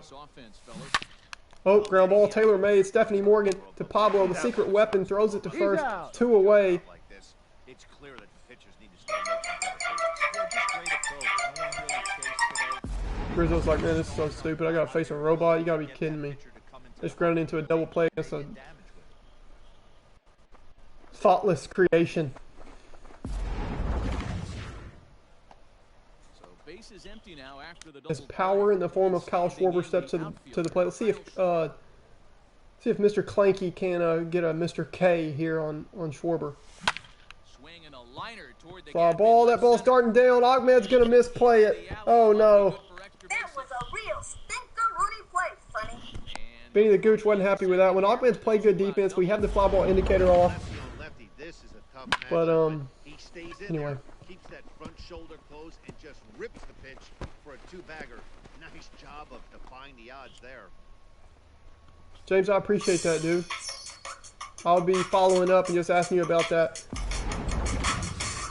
I'm just not big on technology and all that, and you know, optimizing all that stuff, and so I just have to learn it.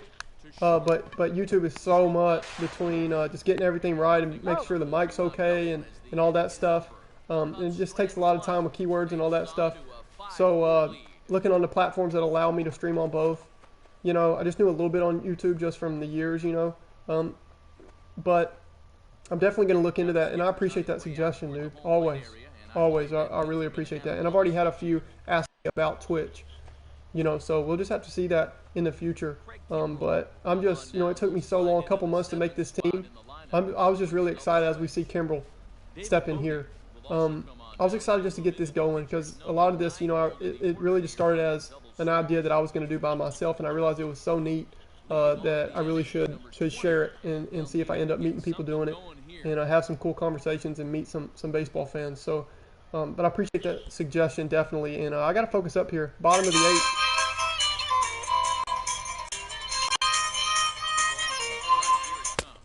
Bottom of the 8th. Metalheads trail by 1 here at home at Weasel World, their home park, with the amusement park in the background. Kimbrel on here in the 8th. Dude, I appreciate that a lot, man. Especially coming from you. Seriously, I appreciate that. And that's a big encouragement to me and keeps me motivated to keep going. Carlos, what's up, dude? Glad to see you back. How many games are you going to play? I'm not sure, man. I was thinking maybe get through the first series, but they were asking me some questions, and I was kind of running through the creation of this team and all that good stuff. Man, Kimbrel's throwing gas. We're in trouble. We're on the ropes here. We might drop day 1 here on opening day. I might have had too lofty of a expectations seeing that Pablo Sanchez in the lineup card today and making his much awaited MLB debut. But anyway, I got Carlos. I got to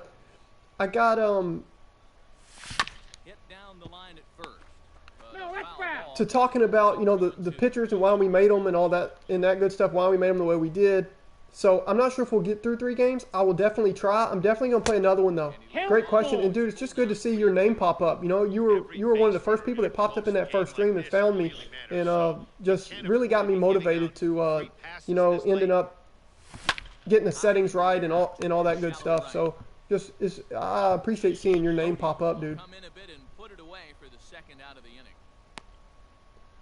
James, absolutely not trying to be that guy, just trying to get more people to see this content, this awesome content. Dude, that means a lot to me coming from you, and I will definitely look that out. And I appreciate you just doing your part, making the chat fun, contributing, you know, your ideas and jokes about DJ LeMahieu, dude. It'll be sad when we do run a live that you can't make, because I've appreciated the conversation as we're going to head here to the top of the 9th inning, and Ian Happ steps in from the other side of the plate. We're going to keep the robot, Mr. Clanky, on the hill.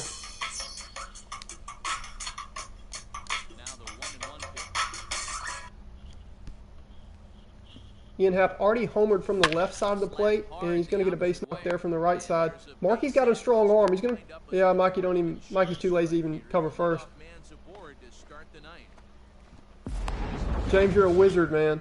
Add-on inning here in the ninth. I'm just hoping that Going into the bottom of the inning, D-Row.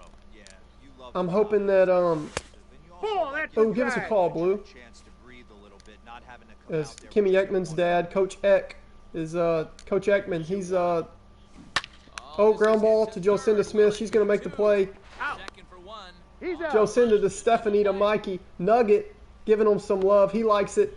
So does the manager, and so does the streamer. Moneyball's over here loving that because Now back to Javier Baez due up. I am so glad. We're already down by one. I am so glad that and he's 2 for 4 to this point. we can't face Baez here with a robot pitching machine lefty. I just can't do it. I'm so glad there's nobody on base and 2 away. And it's not for his usual. Oh, we got to run Ahmed's Hoping to keep entry the music. deficit at 1 here.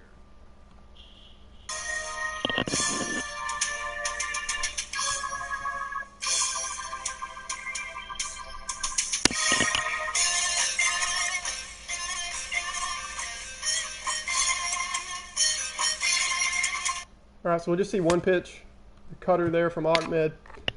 1-run game. Hopefully, he just has to pitch to one batter here, and then we can walk it off in the bottom of the ninth. I'm gonna have to focus up though and get my timing down Hey. if that's gonna happen. And oh, nasty knuckle curve there from Amir Khan, Ahmed's little brother. I call him Ahmed earlier. No, it's Amir. Ball 2. Fastball. Come on, Blue. We need some help against Baez here. 2 strikes. 2-2 now. He's not a filthy closer, but I mean he's got potential. Struck That was nasty, and we're headed to the bottom of the ninth. as they hit it for their final set of swings. That's it for this Cubs are game. down Boy, quietly. there will They lead bang. it 5 to 4. Only 5 hits all game.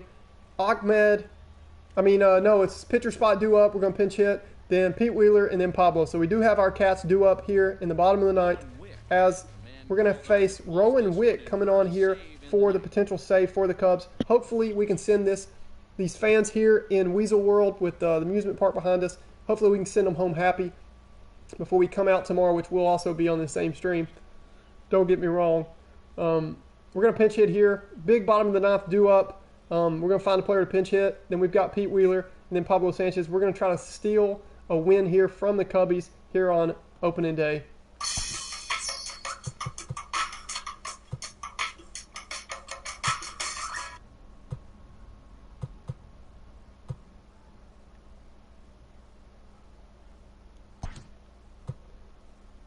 We're going to bring Dimitri on, man. The nerdy science guy who's really smart. I'm hoping he can calculate what it'll take to tie the game here. He's got power and terrible contact and vision.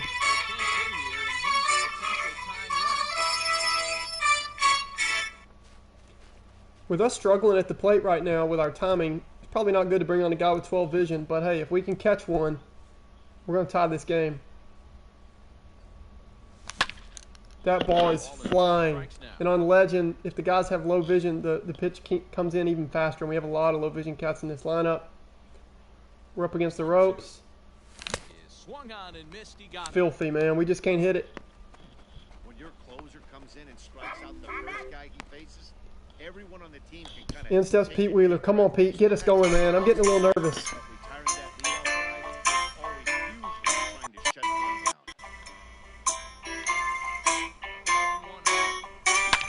Oh, and he got a pitch to handle. Stay fair. Please, ball. Stay fair. The air and deep. Pete does it. Folks, this ball game is You gotta be kidding me, man. As I gotta finish my little art piece. home run in the big league, and You gotta be kidding me. Let's go, man. Run it again. Hit it off. 18 Wheeler. He'll remember it all. Let's go. What kind of pitch it was, too. Hopefully he can get the ball back so that can go in the trophy case forever. 18 Wheeler tie game. I love the comments, man, from James and Carlos. I can't believe it. Pete's IQ ain't high enough to get nervous. I can't believe he catches that, pimps it, and kisses the bat. He says, take that, Baez, as we see him talking here. He's like, hey, what happened? What happened, guys? What? I thought it was a game. Oh, hey! So sick, man. So sick. We still got a game to play, though, and one cat in particular knows that.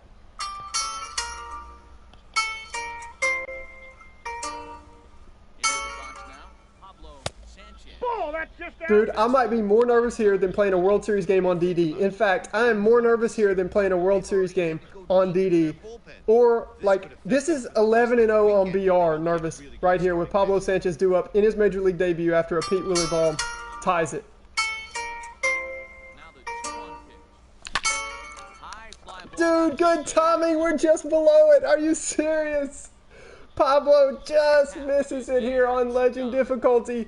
Dude, he was so close from in his MLB debut going back-to-back with his best friend, best childhood friend, Pete Wheeler, He'll look to bounce back. to walking this game off. Dude, I don't know what I would have done. I might have broke the monitor there if we would have went deep there. That was, oh, we just missed it.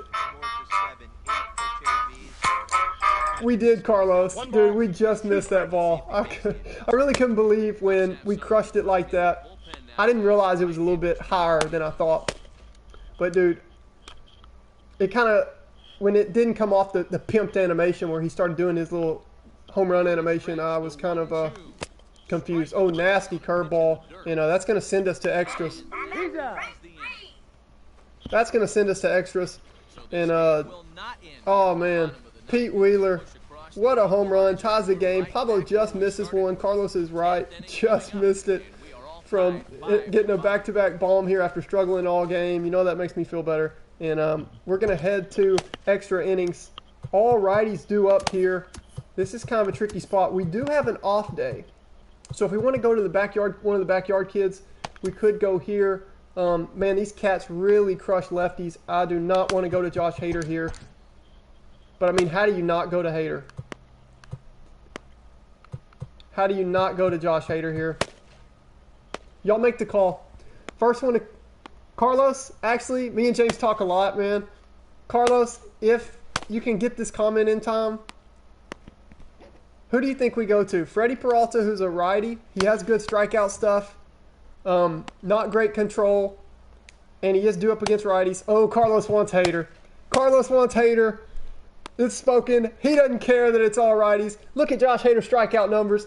His ERA, his whip in real life, even against lefties. He don't care who it is. Carlos is calling for the man, Josh Hader. Let's hear his entry music, and let's just let it roll.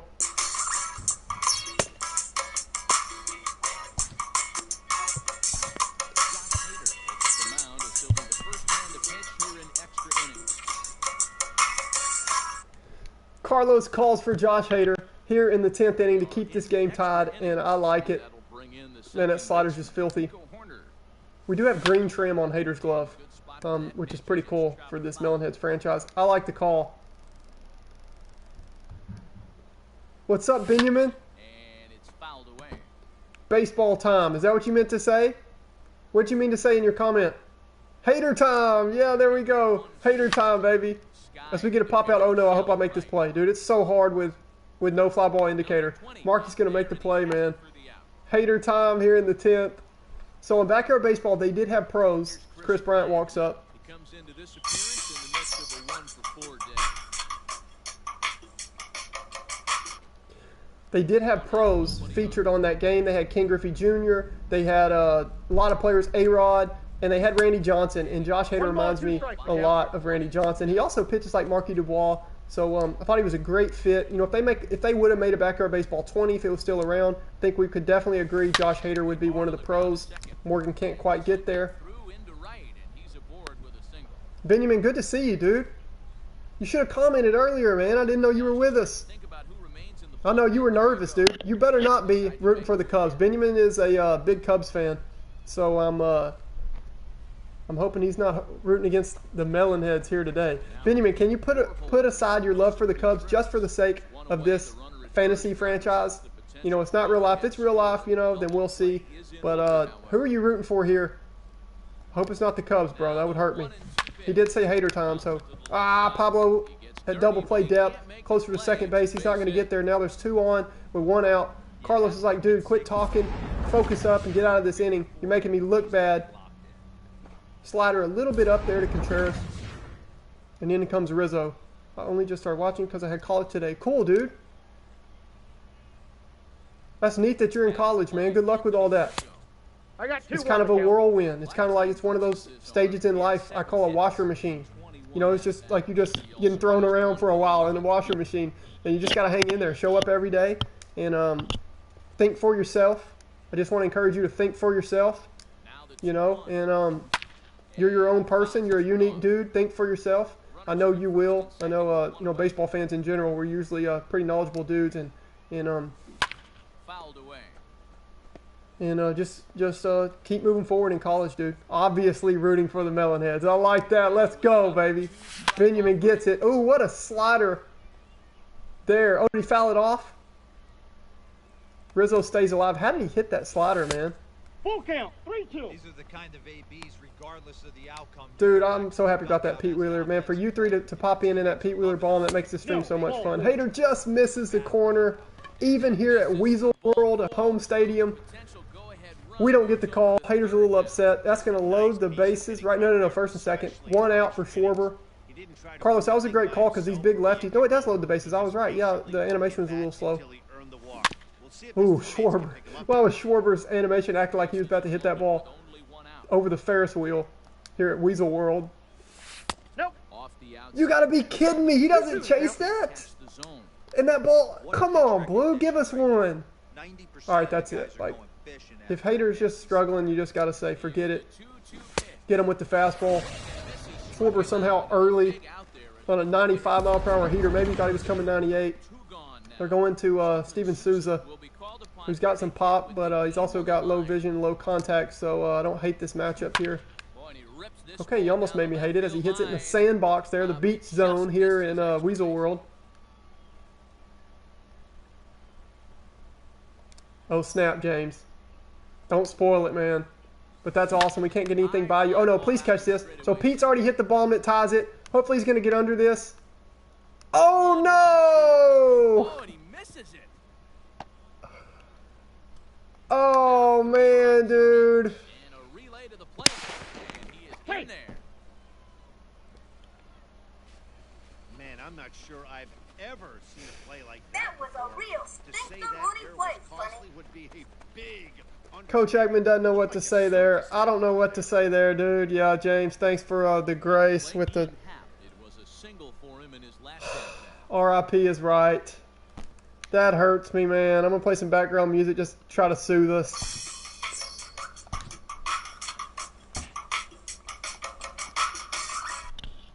Carlos did his job.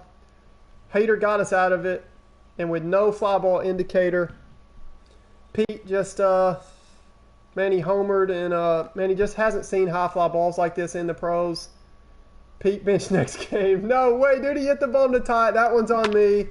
The thing that fooled me, so I have a little trick that helps me a little bit on the fly ball indicator. I look at the route Ahmed's taken, and from that angle, dude, I really thought, you know, I thought it might carry longer, but based on the shadow of the ball, dude, it's hard judging those fly balls with no fly ball indicator. But, yeah, I figured, no, James. So Ahmed, the route he was taking from that angle, dude, oh, man. I didn't know it would be that far, dude. It looked like Ahmed was taking a bad route. I guess I can't bank on that. But, dude, he completely misplays it, loses the ball in the sky. I apologize for that, man. And when we need to pick up, man, we just got to hear from our team captain. Hola! Soy Pablo! So Pablo's not mad at us. To be honest, Pablo blames himself in this game for just missing that fastball. The count. When has Pablo 1-2. ever not walked it off when he had a chance? And he just missed a fastball. And, I mean, he's going to be kicking himself for a while. Oh, snap. But the damage has been done as they'll need some extra inning heroics to Hater K's the next hitter. So it's 4 runs. A little bit of an ugly showing here on day one No one left. by the Melonheads. See if these guys can get even in the bottom of inning number 10. The no fly ball indicator really hurts us there.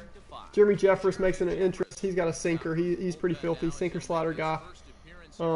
Man, I hate that in front of you cats for me to show that. Ahmed steps in. Hey, this game ain't over. We got to fight.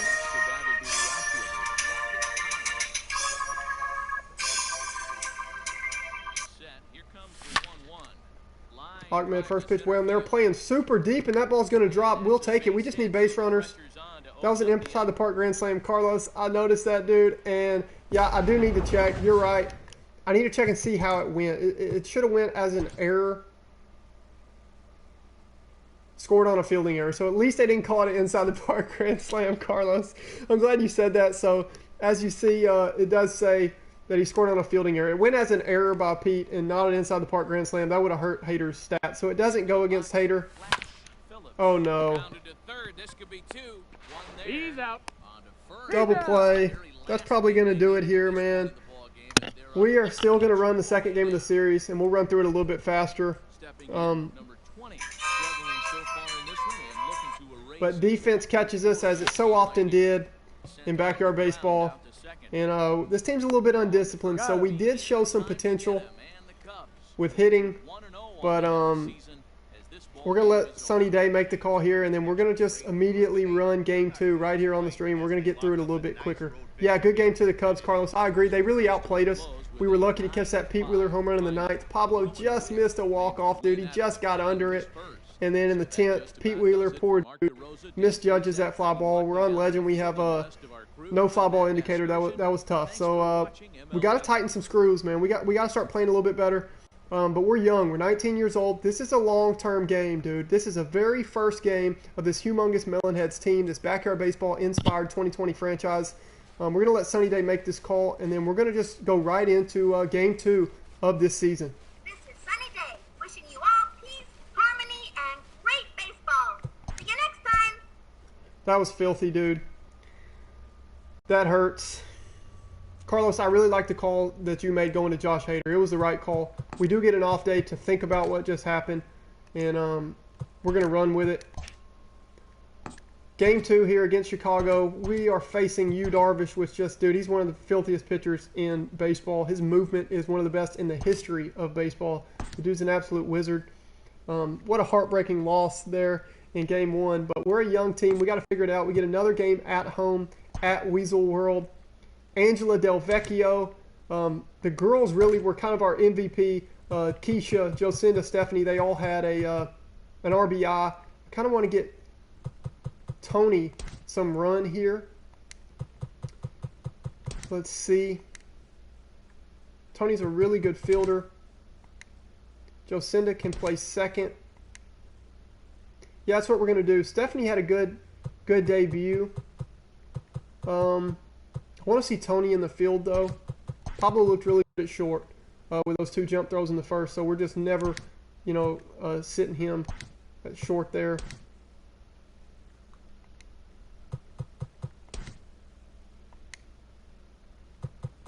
So we're going to run the team like this. I have that for on MLB The Show. If you have your first 3 and 4 hitters on the lineup screen when you're setting your regular lineup, they will tag your first 3, your 1, 3, and 4 hitters as your stars, and that'll keep their morale high. So I want to encourage you guys. I always try to give tips and value, just everything that I know, everything that I have, as much as I can when you guys are supporting and just hanging out, talking, commenting, whatever. So I try to give value as much as I can on here. So know this secret that 1, 3, and 4 hitters on franchise mode, they're going to come up in the morale section as your star, and it's going to make him happy.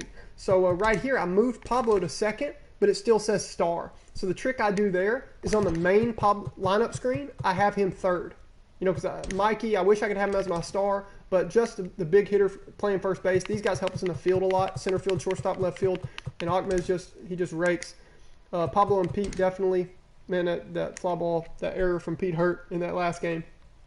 But I will set my main lineup screen like this so that Pete, Pablo, and Ahmed all get that star quirk morale. And then when I'm about to start my games, since I'm going to be playing almost all of them, I'll switch that, make Pablo second because, like what they do with Mike Trout, also get a righty-lefty thing going. Pete and Pablo back-to-back, get him extra at-bats. Like, he had a chance to hit a walk-off last game. So anyway, just a little thing. That's what's going on there. We have Angela Del Vecchio. We're going to go ahead and run her music. I personally think her music jams. We're going to run her music as she is handed the ball here. Game 2, Melonheads franchise. We got to figure this thing out.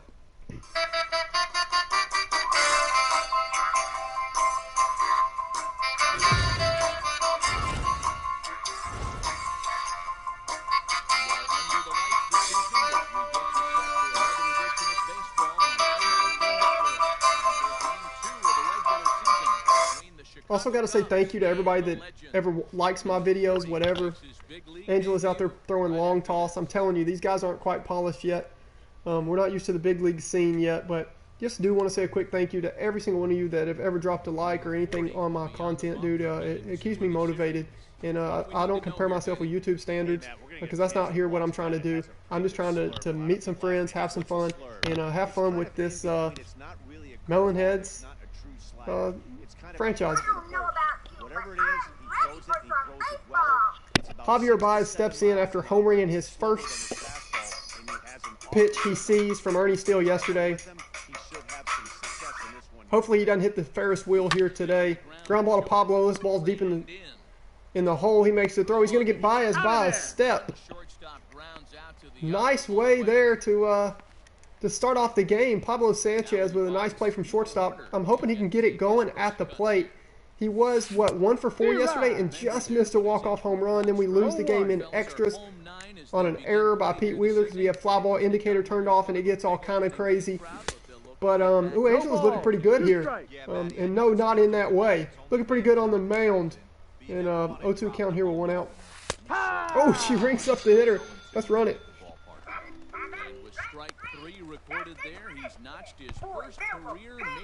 That did look painful. He sit there and watch the cutter down the middle, and here comes KB. You have to figure his career is going to end up being a solid one.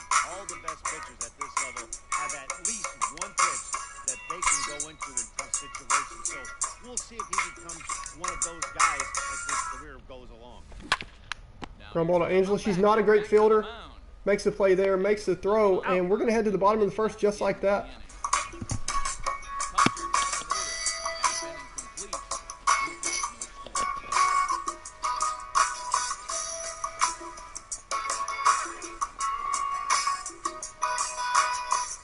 I like the animations and cutscenes we get.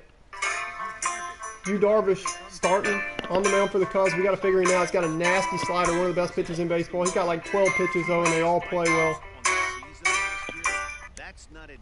Pete Wheeler due up, the hero from last night, and then not so much after the error. Oh, a little trash talk.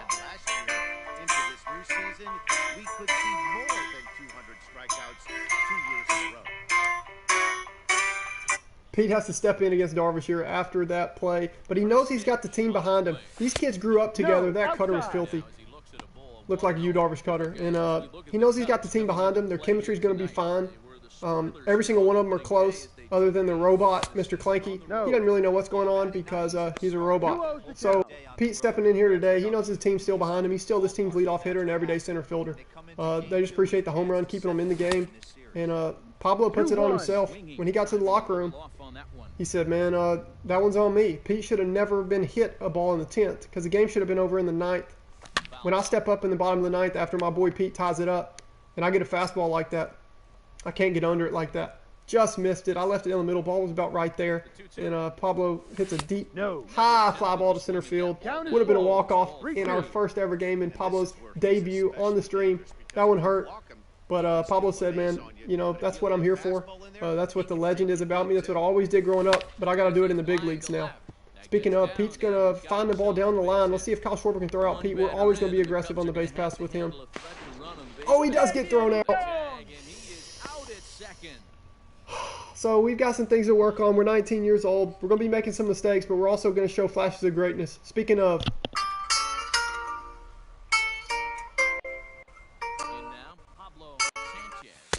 Ball. Speaking of flashes of greatness, the world's still watching as Pablo Sanchez makes his second ever game here. 1-1. Since he was 6 years old. He was a legend at 11 years old. But can he produce in the majors with all this pressure? Against big league pitching. And I'm kind of thrown off with my timing and all that with the stream and having the comments on the side. It makes the screen a little smaller. But we'll get it down. We got to figure it out. I got to figure it out and get it rolling. Same as these kids do. And Pablo goes down again. It's always nice to keep a guy that has that's just what they did right there. Big strikeout, keep that guy on. Pablo's upset with himself. He can't believe he hadn't started off good. When has Pablo Sanchez ever not started off good? But it's big league pitching. It's Yu Darvish. That cutter's filthy, man, as Mikey steps in. hit on We're going to have to figure it out. I'm playing on Legend. I'm not moving this difficulty down. We're going to have to figure it out. into the corner and slicing foul. Thanks, Benjamin. I appreciate that. Can you hear me better now, Benjamin? Darvish pauses. Here it is on 0-2. No. Way inside. That means a lot, dude. That helps me. That has my back, you know, when I have audio issues and I have somebody that can let me know.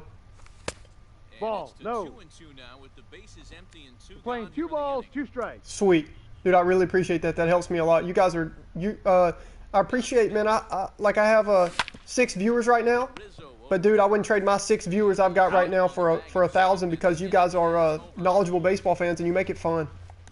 And that's what I'm in it for. So you guys have you're spot on usually with your comments. Next, the catcher Wilson Contreras.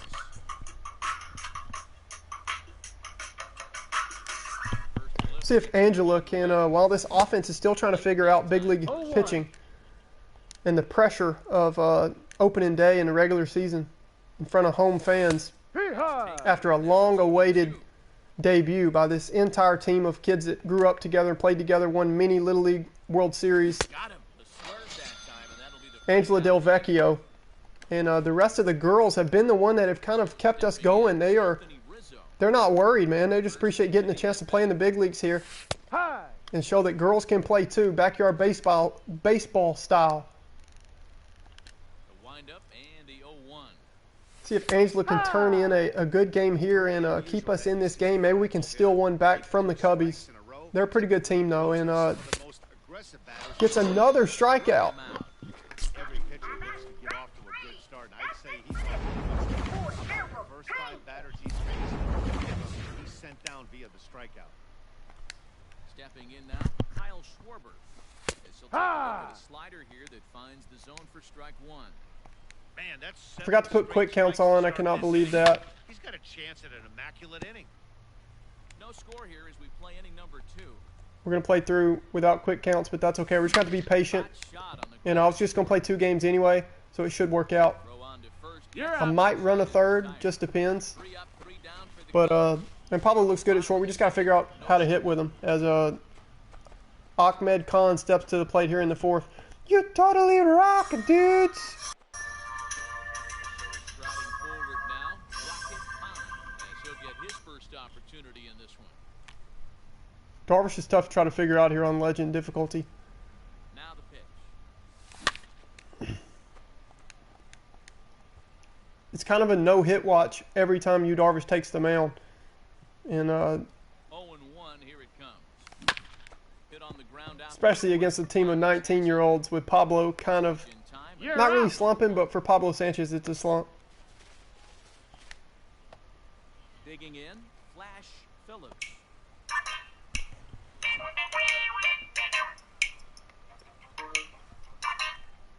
Ready to deliver. Here's the first pitch. Swing and a No miss, and he's ball, behind 1 0-1. strike. It's wearing out that cutter. And he's throwing strikes. When Yu Darvish is throwing strikes, Ball. he's as hard to hit as 1 anybody. ball, 1 strike. Bottom of the second here with no score. Lifts it into the air to shallow A little bit center. late on the Center hard stuff fielder so on far. the run. He gets there and makes the play for the second out of the inning. Stepping up to the plate, number 20.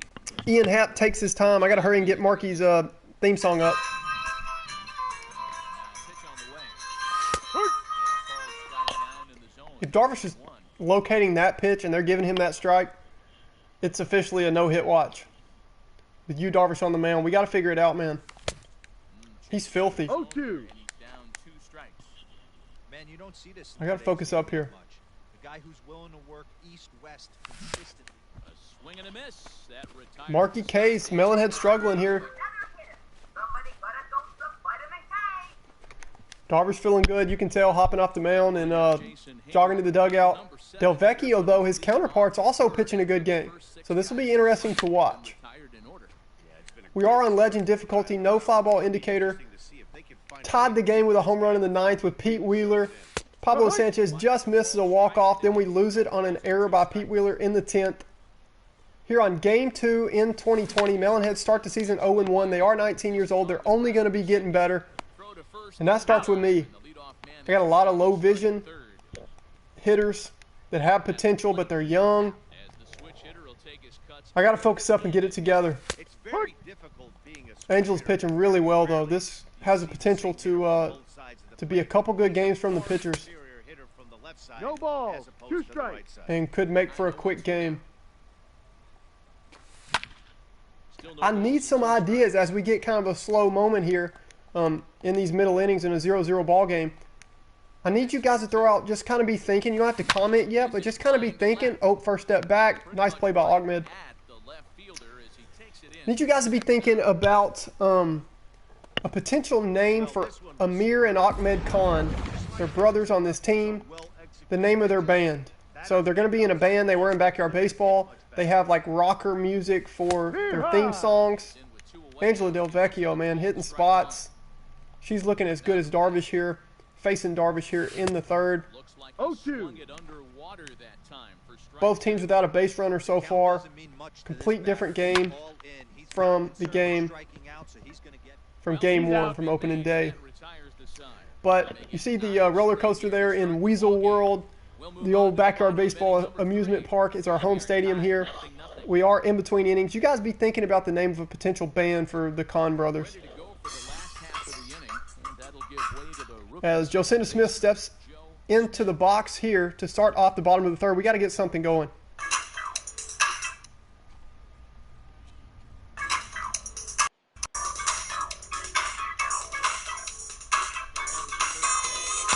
Ball. And I got to be working this pitch count on you, Darvish. That's the way to get to him. He can get a little wild a little bit. He's such a good pitcher that he can kind of nibble a little bit. And when he starts missing the plate, that cutter usually he can throw it over for strikes. But he's hitting corners too, man. He's going to be tough today. Ball. 2 balls. 1 strike.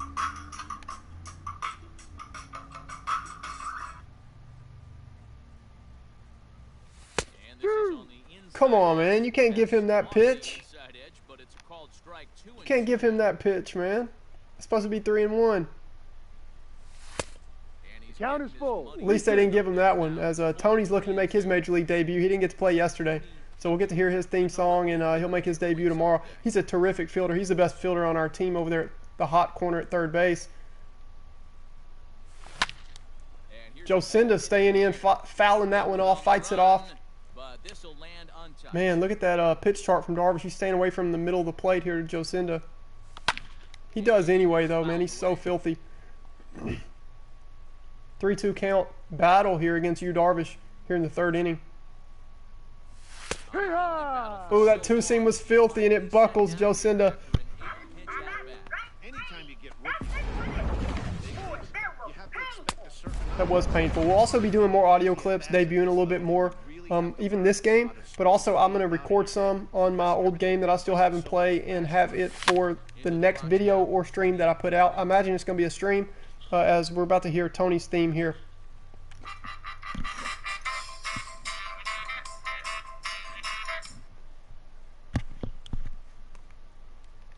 The 0-1 pitch. Lifted in the air out towards Get down, ball. center fielder. Custom settings and sliders, that's going to allow for a base hit.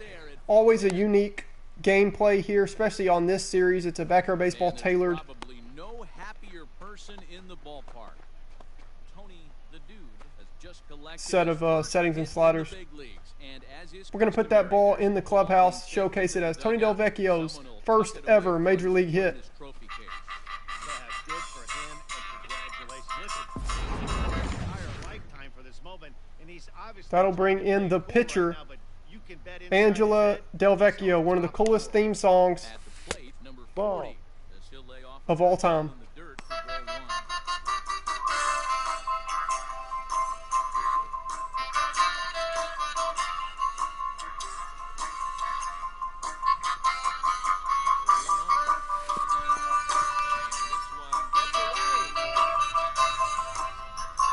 We're in such a daze from the jazz playing from the stadium speakers that Tony forgets to her brother actually forgets to move up to second on that play. This one's over at the knees, 2-1 2-1. count here.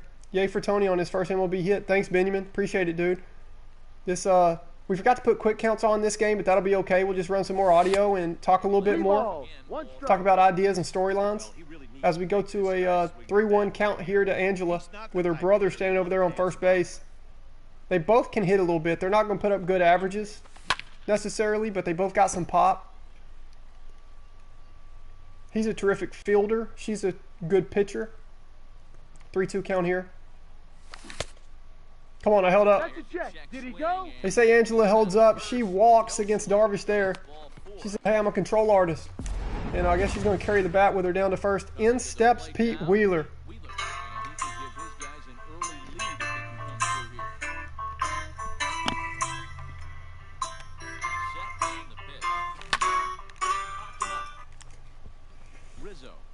Cutter gets in on us, man. We were close to hitting that ball pretty hard with Pete there. Cutter just gets in on us a little bit, though. And I want to hear from Pablo, man. Pablo Sanchez. He'll look to bounce back after striking out his last time up. He's fun to watch when he's producing, and he's just dangerous and intimidating even when he's in a slump. 0-1. Little antsy here, though. He's just a little bit nervous. A lot of expectations. This is the most expectations ever put on a 19-year-old kid making his debut since Ken Griffey Jr., the backwards hat-wearing kid in batting practice for the Seattle Mariners. Humongous entertainment. Fun fact that made Backyard Baseball, the original Backyard Baseball games, they actually were based in Washington, 12 miles outside of Seattle. And the year 1995, when the Mariners made the playoffs, won the AL West. Ready with the 2-1. Ooh, I thought I was on that cutter. Might have been a little early. The year that they made the playoffs is what inspired Humongous Entertainment to make a baseball game. Oh, man, Pablo takes one looking. He rarely takes one looking. Ouch.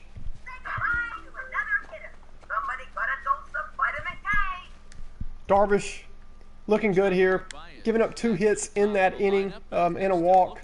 Actually, 1 hit in that inning, but 1 hit in a walk.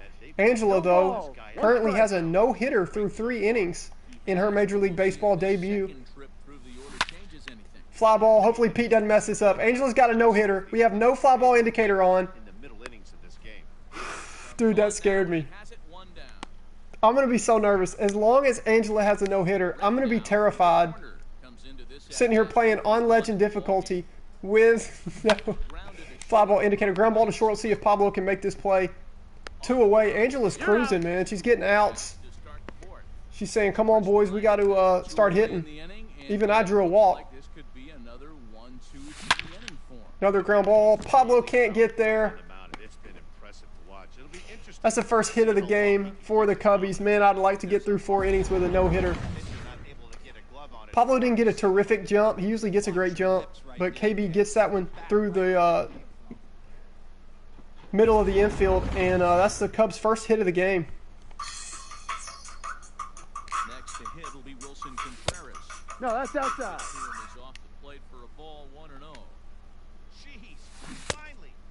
We're playing Also, 11. obviously, 1-1. you know, their batting stances, all that is incredibly close or nearly identical, actually, to, as Tony makes that play, to the way that they played, pitched, or hit on Backyard Baseball. So that's a lot of fun.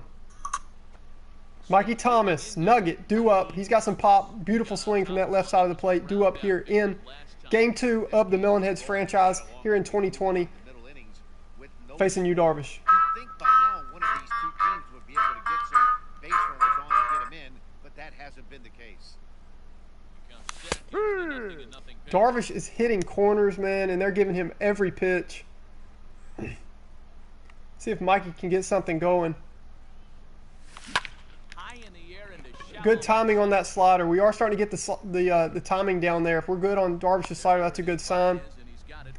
Mikey pops up to short, though. Javier Baez, and that brings in Ahmed Khan. Pretty deep into the outfield to bring that one down. Thought the outfielder might call him off, but he clearly had it under control. First offering on its way. Rocket Ball. is in for the second time now as he looks 1 ball, no inside, strike. 1-0. Ferris wheel is pretty out there. I love this stadium. Weasel World. Shout out to Shane for helping us with that part of the storyline. No, he did not. Ball two.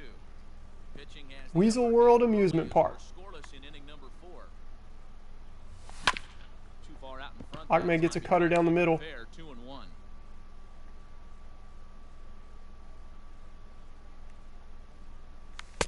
That's a ball. Zone there, and it's Ooh, they gives Ahmed a call there. It's going to push the count to 3-1. Work for you right here. Pound the zone. fouled away. Just missed that one.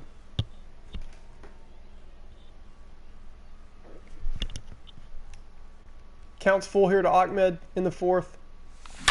Swing and He there it catches goes. that one. We get a perfect. Let's go ahead and run it. And gone. An absolute bomb. And good for him. Rocket Khan has just launched his Ahmed first Khan Major League on home 3-1 run. smokes the ball off of Yu Darvish, and the Melonheads take the lead here in the 4th. Now, I'm sure he's happy to say he's got at least one. Well, I think that any kid who's ever dreamed about playing this game dreams exactly this. Circling the bases in a big league ballpark, he'll be replaying that at bat over and over in his head. And now his phone's going to blow up. He'll be calling his parents, his buddies. Everybody's going to be talking about this. Ahmed Khan, man. You totally rock, dudes. Puts us on the board. First home run ever for the humongous Melonheads in the history of this franchise, as this is just game 2. Actually, no, we homered with Pete yesterday in the 9th inning. How could I forget that tied the game? First home run in this game, though. First run for the Melonheads, and we take a 1-0 lead here against the Cubs, as that brings in catcher Flash Keisha Phillips.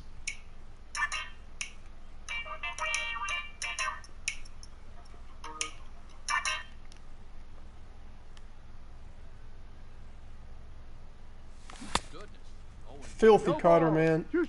You cannot come out swinging against Yu Darvish. As a pitcher, you've got to be hunting for the strikeout, knowing you have this guy way off balance. Tried to Ball, get him no. to chase the cutter there. A ball and 2 1-2. strikes. Yeah, and if you get a guy flailing at a pitch like that, heck, you're going to go out there and throw that same pitch till he proves he can lay off of it. Swing and a high chopper. Keisha protects there on 2 strikes. Second baseman makes a nice barehand play Time. for the second out of this inning. At the plate, number 2. Marky Dubois. For 1 for him here in this one.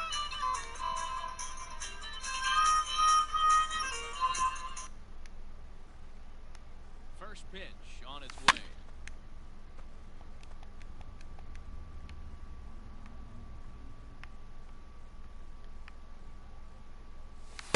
Ball. We're playing 11. I'm gonna go ahead since I forgot to put on. We're gonna go ahead and go fast play here in game 2 here. I'm expecting it to be a little bit of a pitcher's game. We'll see if we can piece together some hits and some runs. Maybe catch another bomb or 2 against Yu Darvish. That's usually the way to score against him. 1 strike. Is he can give up some home runs, as you saw from Ahmed Khan there. Even got to hear the Ahmed Khan rock music. We still need a name for the name of his band. We still need to know the name of his band for the sake of the storyline, because we're going all out as Marky K's here against Darvish to end the 4th. Somebody got a dose of vitamin K. He did get a dose of vitamin K. Anthony Rizzo stands. And we're going to see if Angela Del Vecchio in her MLB debut at 79 overall can continue to just stifle this Cubs lineup. Floridian. He's currently on They do have 1 hit through 4 innings. at the end of this season. And Pablo almost got there on a dive up the middle to take away that 1 hit, This guy has a chance as Rizzo stands in here. time and in the prime of his Ahmed Khan homers, able to handle the gives the Melonheads a 1-0 lead. We are 0-1 here after the error. Oh, what a strikeout. Time here tonight. Say goodbye to another hitter. Somebody got a dose of vitamin K. Angela looking really good here. The first ever start by a girl Major League Baseball player. Corbett comes on with 1 gone here. This is history right here. We saw the first appearance of a robot in a Major League game with Mr. Clanky last game. Now we're seeing the first ever So far for the Cubs. woman Major League Baseball player on the mound. Popped him up. Fly ball to Tony. This is going to be tricky. He's going to get under it. He's got a high fielding rating. He's a smooth fielder over there at third base.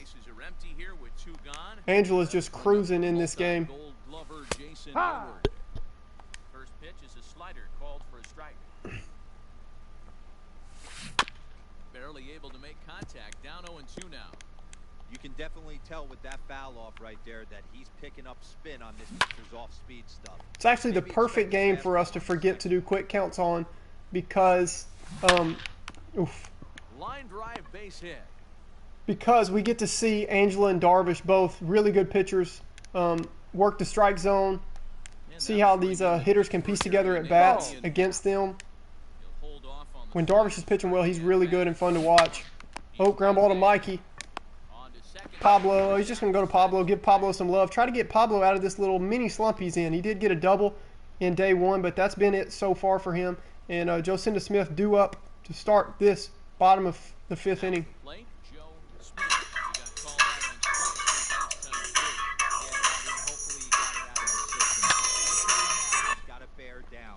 Cutter low. She hits it into the sandbox out there here in Weasel World. Look at the Ferris wheel, man. That's beautiful. Here comes the 0-1. I try to check it. She chases, though. After that's the modern game right now. a good at-bat last time up, she's just coming out chasing against Darvish. He hadn't thrown her a strike yet. He can be a little wild.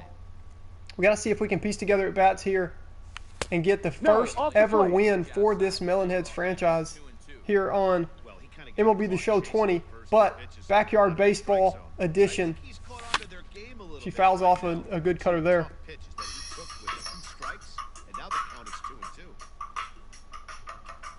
Looking to punch him out again. Pitch. And the Full count. Saw that curve out of the hand well. She does get it to 3-2 here after going down 0-2. Ball four. She's going to draw a walk. It's going to bring up Tony Del Vecchio, who had a single last time up. Isn't going to tempt anyone to swing. first pitch coming. Here it is. Ooh, I pulled down. We almost caught that one. We were early on it. I did pull down, though.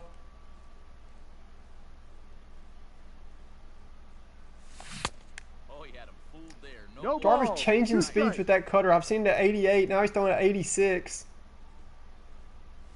He does so many things with it, though, as Tony now goes the opposite way. I said he wouldn't have a good average, but he's 2 for 2 here to start his Major League Baseball career. And that's going to bring up, on 0-0, the pitcher, Angela Del Vecchio, his sister. Let's run her music. It's awesome.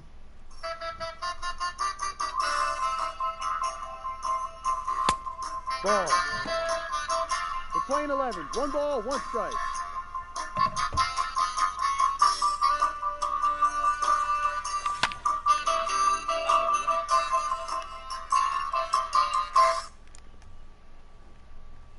The 1-2 pitch.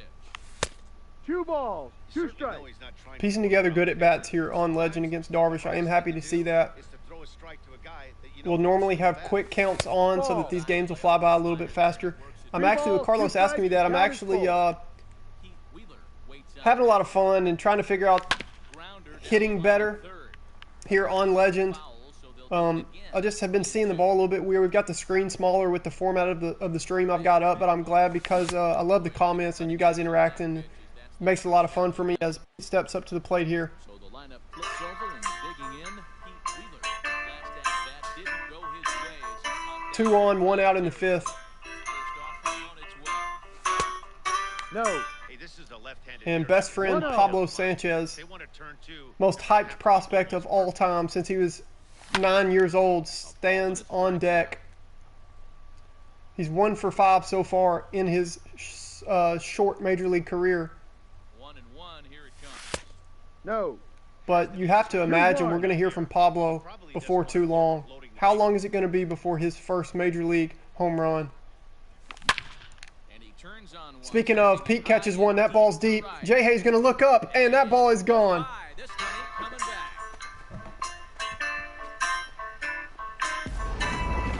why they love this guy. He's a little guy with some serious pop.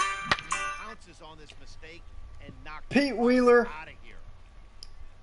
doing everything he can to make up for that error last game. And that's going to bring up Pablo Sanchez. To the plate now, Pablo Sanchez. Ball, no. Man, that was awesome to catch that ball with Pete Wheeler with 2 runners on. Pablo on deck. Pablo's like, man, my man Pete in front of me is doing, I just want to keep playing good defense because Shitty swing. I'll eventually get it going at the plate, but Pete's been producing runs. First, and that's strike one. He gives the Melonheads a 4-0 lead here over the Cubbies. Pablo catches one. That's back-to-back. Let's run it. About this one. Watch it fly. That one got it here. Back-to-back home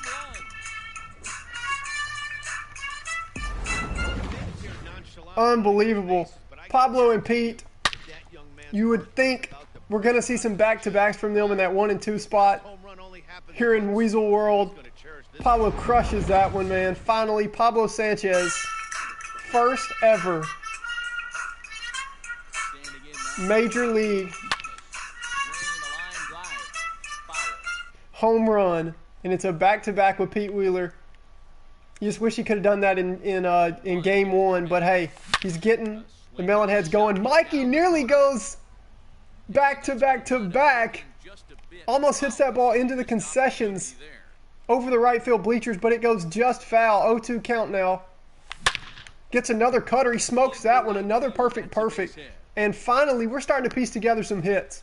So this Melonheads team, you knew you would hear from them before too long. They've competed at every level they were in. They decided that they were a little bit too polished to play in the minor leagues, and Pablo said, you're not getting me unless you get this whole team. And the Brewers said, okay, we'll make them our Major League team over the Brewers. Ahmed now stands in. Ooh, just misses a curve. Good timing, just gets under that curveball. Ahmed nearly makes it 7 as the ball gets away here. It's kind of getting to the Cubs. They're not used to a bunch of 19-year-olds being able to come up and play with them like this as Flash Phillips steps in. Ball outside. And we do chase Yu Darvish here in the bottom of the 5th, which I'm happy to see.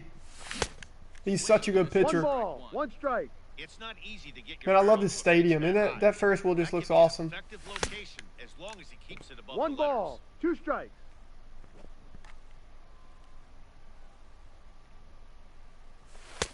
Ball. Now, fastball taken outside here as it moves it to 2-2 now.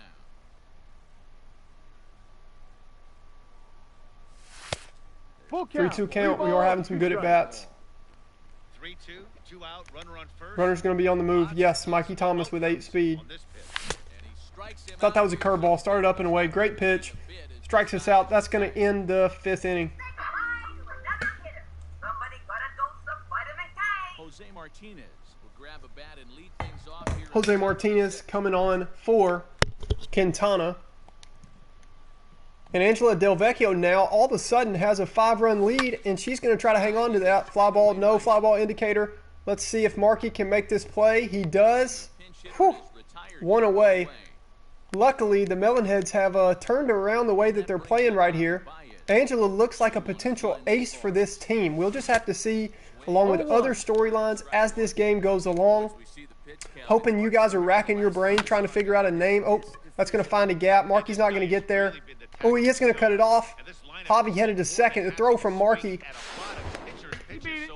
Not in time. Javier Baez has killed us in this series. But we do have a 5-0 lead. Let's see if Angela can work around that here and keep the shutout going here in the 6th. Ball. Oh, they're not going to give us that call. It's pretty close. Leaves the slurve up. Markey's going to get there. Javi's not going to tag. 2 away.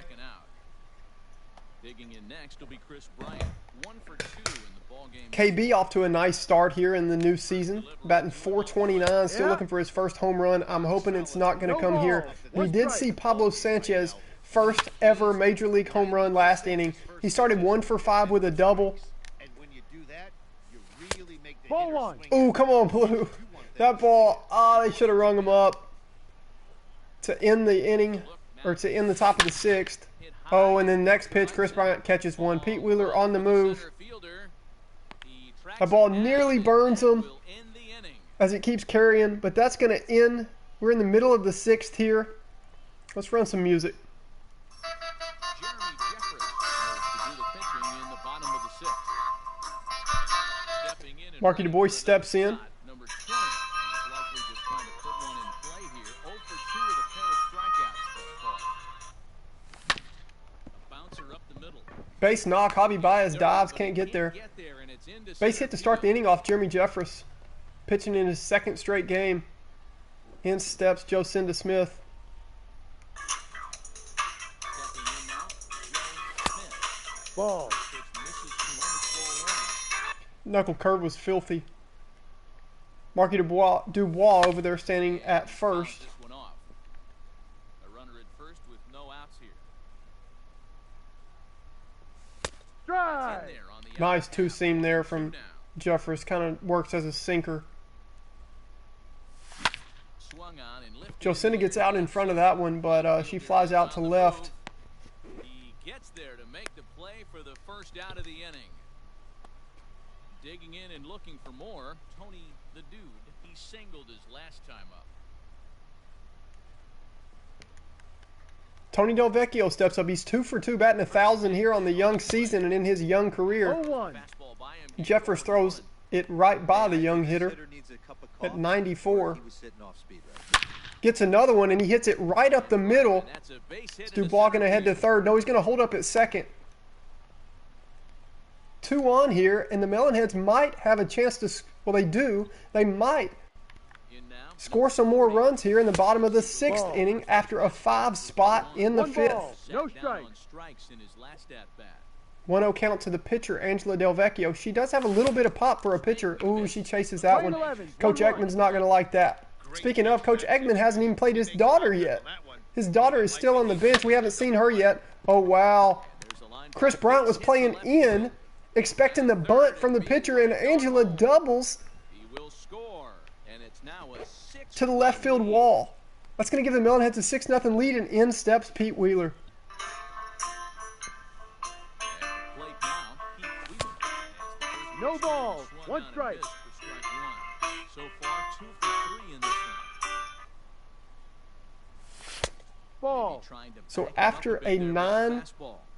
to 5 loss last night, the Melonheads bounce back, have a 6-0 lead Ball here 2. against the Cubs, and have a chance Frustrated. to He's not pour on used to some getting more hit around runs. like this. All Ooh, even Pete now, catches one. I was early on it. 2-seam got me. I was expecting the 4-seam, just my instincts. kick to the field. Swing and What a miss. splitter there from Jefferson. In steps Pablo Sanchez, who homered his first time up. Ready for another shot now, Pablo Sanchez. Here comes the first pitch. Takes Throughout his this career, he's the been other way so to good with runners on base, That's it. and he is here as well. Cash in. We're not going to test it there, though. Score from third. Wow, what a play by Anthony Rizzo.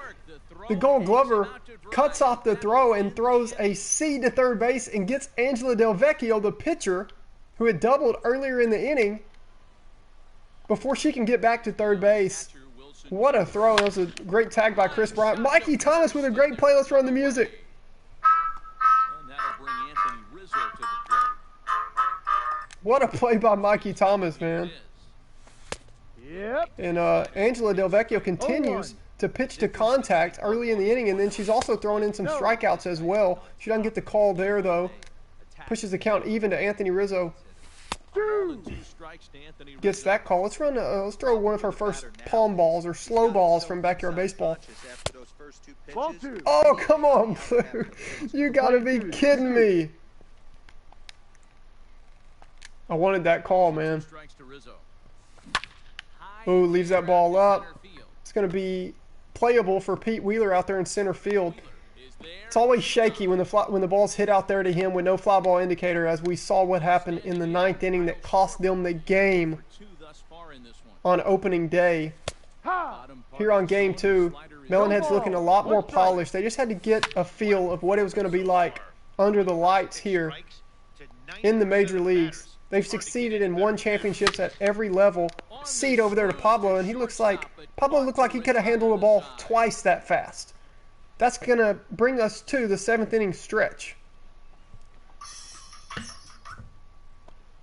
Bottom of the inning now, and here Here comes the first baseman, Mikey Thomas.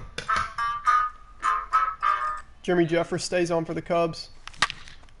Ooh, look out, coach. One of the dads that has volunteered to help over there as the first base coach has to duck and avoid a line drive from Mikey Thomas Nugget, who hasn't homered yet in his early major league career. That's down. Ball He's going to watch that ball go. I'm hoping he can turn into a patient hitter. He's got some patience. He's got everything it takes to be one of those just mashers and producers over there at first base. So we'll see if he can get it going here early in the season. Ooh, just missed that one. Just gets under it. Is that ball going to be playable? And he'll stay with it here as he puts the squeeze on it for route number 1. Next will be the cleanup hitter. And that brings in Ahmed Khan. Flew out in his last at-bat. Almost, Matty. Almost went deep his last AB. Certainly just missed it. With I'm ready to hear the electric guitar again from Ahmed. That his band actually is the one that produces his walk-up music and all the other music for this team for the sake of this series. We still need to come up with a name for Ahmed and his brother Amir's band. Your eyes light up when that heater comes above the belt. As Ahmed goes down 2-2 here. Playing in a band's not going to help him here in this situation under the lights here at Weasel World. Knuckle curve hanging a little bit early on it. He fouls it back. Brings the count even here in the 7th with the Melonheads a 7-0 lead after dropping game 1 because Pete Wheeler dropped a fly ball. Ahmed smokes that ball, gets a perfect. It's not going to be a bomb, but he is going to get his second extra base hit of the night here in game 2 of the humongous Melonheads existence. Cubs are going to the bullpen, and that brings in catcher Keisha Phillips. So now to the plate, Flash Phillips. 0-1. The cutter was filthy from Ryan Tepera. No, that's a ball. He's throwing 96. Cubs always have good bullpen arms, but so do we.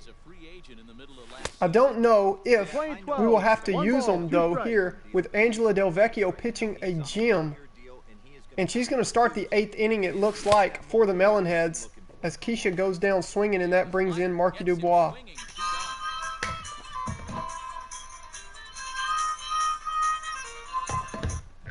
From the stretch, here's the pitch. Man, on Legend difficulties, those pitches get here in a hurry. Marky trying to run produce here in the 7th. Pops this one up. Rizzo has room in foul territory. We could work to be a little bit more patient at the plate, but hey, we're young, and I'm proud of the way this team has bounced back after a disaster in game 1. Line drive to left. Marky smokes one. Base hit. They're going to hold the runner up at 3rd. Oh, we're getting in a bit of a rundown. Chris Bryant, what a play. Fakes the throw to 2nd. Gets the runner to head home and tags him. Taking advantage of some of this inexperience from this Melonheads team, but Angela Del Vecchio doesn't seem to care. Tony's sister is through 7 with a shutout against the Cubs. She gets another call there. She can hit her spots. She has a 3-hitter so far against this star-studded Cubs lineup. That ball caught too much of the zone, though, for 0-2. Pete's going to make the play. If we can get under it, if I can get under it with these guys, So one gone here in the Chicago 8, and that'll they've been able to haul the catch in. It's just difficult with no fly ball indicator judging these fly balls for this new team that hasn't seen stadiums this big, lights this bright, crowds this big. Well, they've seen crowds actually even bigger than this in the Backyard Baseball Little League World Series. Tony going to try to get under this ball. He does. 2 away. Tony's just fun to watch over there at 3rd base. Kind of reminds me of Nolan Arenado a little bit. Not near as good of a hitter. See if Angela can get through the 8th. Leaves that curve up. That ball might be gone. Pete on his horse with no fly ball indicator. We don't know what's going to happen. He does get under it. And that ends the top of the 8th.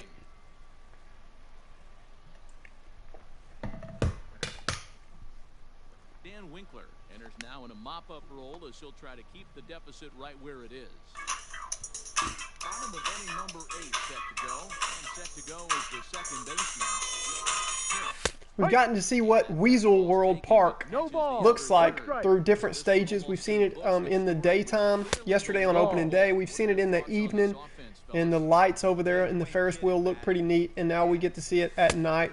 2 balls. Joe 1 strike. Smith up here in the 8th inning for the Melonheads. 2-1 count. She smokes one. Is that going to burn one of the best right fielders in baseball? No, he catches that easy. 1 away. Brings up Tony Del Vecchio. Tony the Dude is looking to go 4 for 4 with a base hit right here. Oh, he gets a cutter. He's a little bit early on it. Strike 1. Man, I'm super happy with how these jerseys turned out. These kids never had super high quality jerseys. They just were always grinding, loved to play baseball, loved to play together, friends in the clubhouse. You know, they finally get some neat jerseys. Definitely unique to the Major League Baseball scene, but also quality jerseys. Kimmy Ekman, by the way, coach's daughter, backup catcher for us. She's got a sneaky strong arm and some sneaky pop, but she probably has the neatest cleats in all of baseball. I'm excited for y'all to see that if you haven't already on my other videos as pitcher Angela Del Vecchio steps in. He doubled earlier in the game, 1 for 2 to Ball. high for a ball, 1-0. 1-0. Ball shot foul right at home plate, and that evens the count at 1-1. Count moves to a ball and 2 strikes now.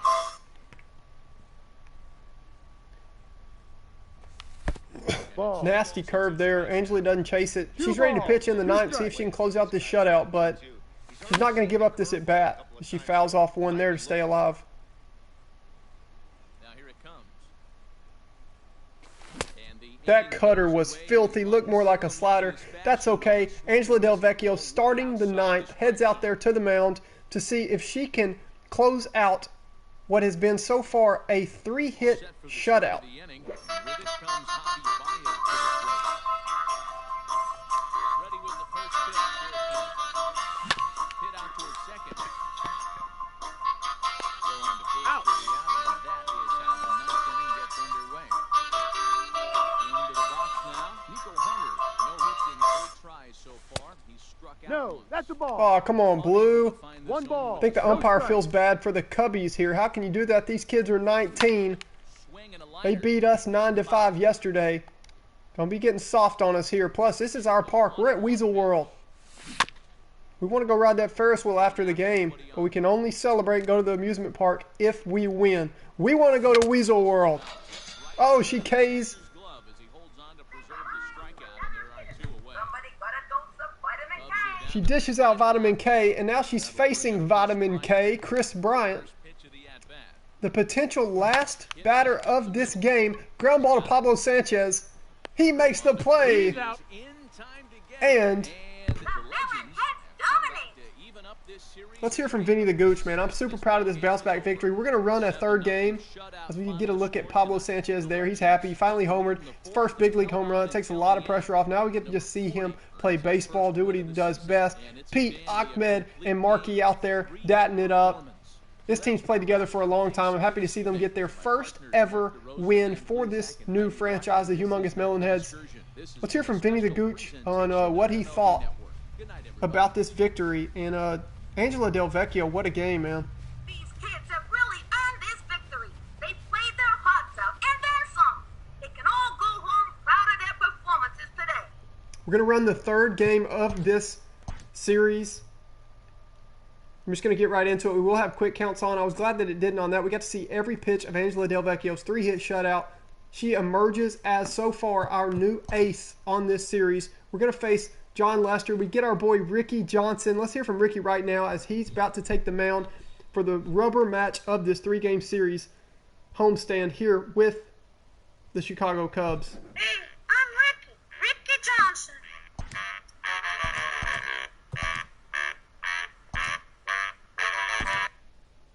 290 average, 237 ERA because of that shutout from Angela Del Vecchio, our new ace potentially. Can you play this game at Miller Park? Yes. Benjamin, you caught me just in time. Let's do it. it actually shows, it go ahead and shows that, see that Melonheads icon logo. Isn't that awesome? So you look at the different parts of different teams. There's Coors Field, the Rockies, Tigers, Astros, and shows that Melonheads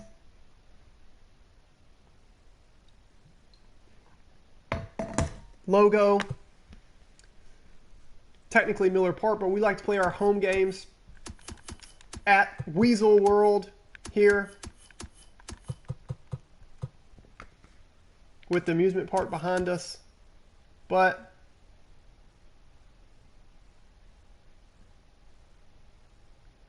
oh, James, you missed a good one. I'm going to encourage you just to kind of thumb through it if you want. Just watch like 5 or 6 seconds and keep fast forwarding. I don't want to ruin it though, but it was a good game. The first few innings we struggled against you, Darvish, by the way. Benjamin, yes, we are absolutely playing. Appreciate the suggestion, dude. We are playing at Miller Park this game. We did take over for the Brewers, and if we feel like there's going to be a lot of fans for a game, you know, it's a Friday night game coming up. So we will play this at Miller Park because we need to hold more fans. James, I was getting kind of worried. We were struggling against Darvish early on, and then Pete homered again, hit a 3-run bomb to open things up. Pablo hit his first ever career home run, and that's okay, James. That happens, dude. And maybe I didn't have you give me all these good questions and things to think about, and I got to focus a little bit, and I needed to. Normally, it's okay. I can talk and all that, and I'm joking, obviously. I like you always. Heck yeah, dude. I like you always giving us things to think about. You make chat fun. You let this thing go. But, dude, Pablo, yeah, he pimped his first bomb off Darvish. So that felt good. Kind of took pressure off of me and him. So, yeah, we're going to make the rubber match here at Miller Park because we're expecting a big crowd here for a Friday night game.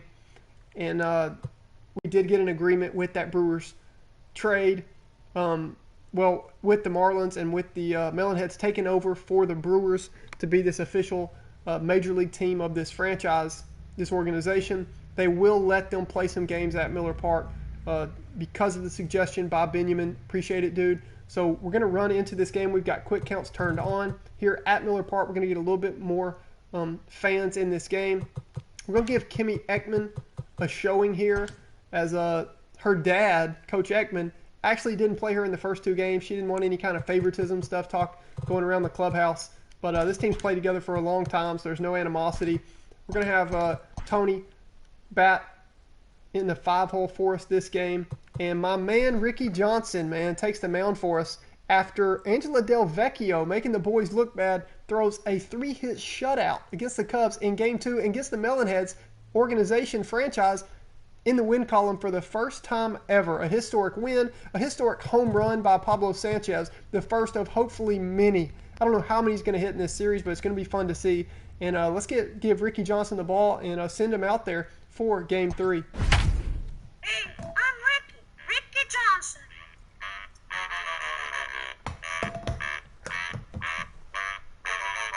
One thing I want to see from Ricky Johnson, I love the dude as a kid, great kid, neat, kind kid, but we want to see some toughness from him in this franchise, with this organization, with the Melonheads, as we hear from Sunny Day, as I let Matt Vasgersian play through a little bit. Here at Miller Park, co-home of the humongous Melonheads. Good one Sunny here day, between wishing the you all Chicago peace, Cubs harmony, and the and legend, great baseball. Ricky Johnson.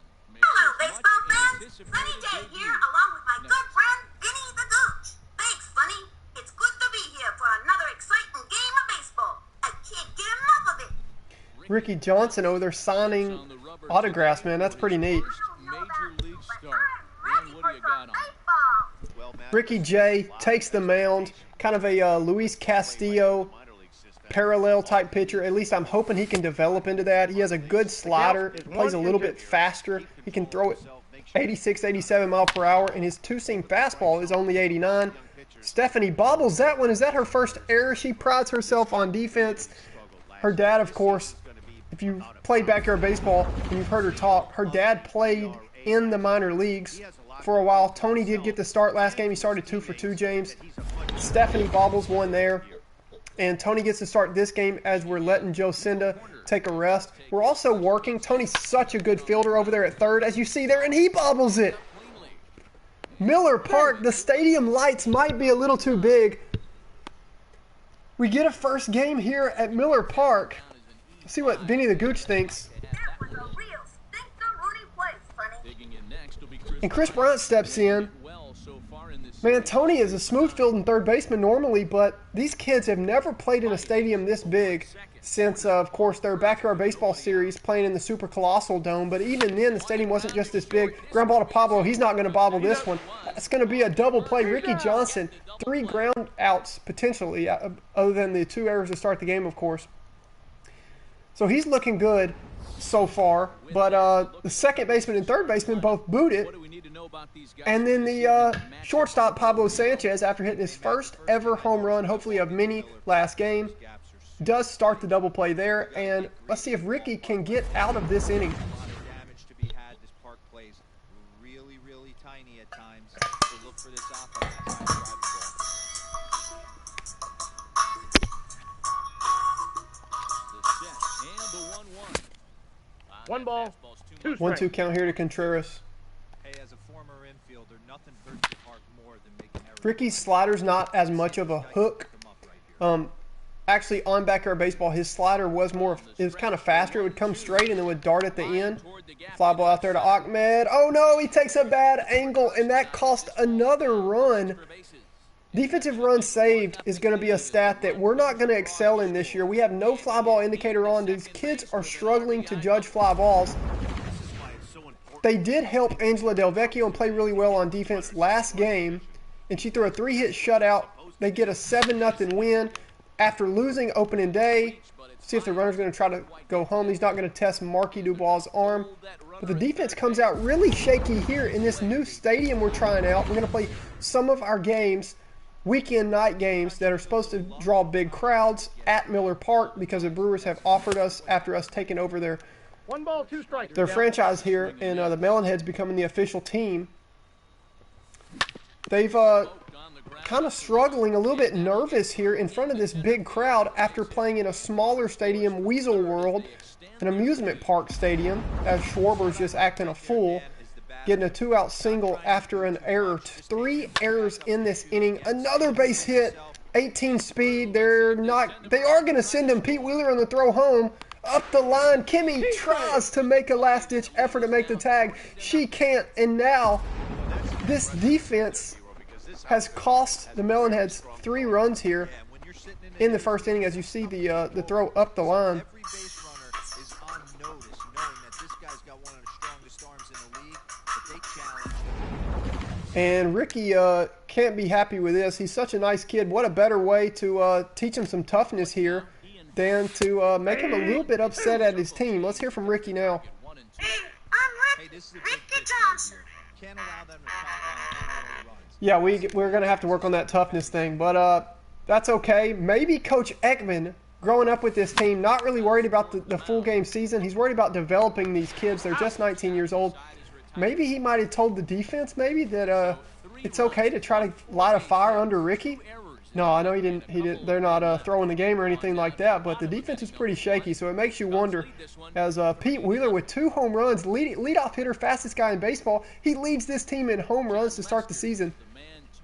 We're going to see him with a tough lefty matchup here against John Lester. And then, of course, Pablo Sanchez, secret weapon, due up second. His first ever home run after starting 1 for 5 last game. I'm excited to see what he can do against the lefty John Lester here. He'll be fun to watch in this one here today. Now at the plate, they lead things off here in the bottom half of the first. The Melonheads, I'll give you this, James. That's a great question. 3-1 count to Pete, and you don't want to walk Pete Wheeler because he can run. Interesting, though, with Pete showing signs of power, you wonder if people will be more careful with him at the plate. Nonetheless, Pablo Sanchez steps into the box.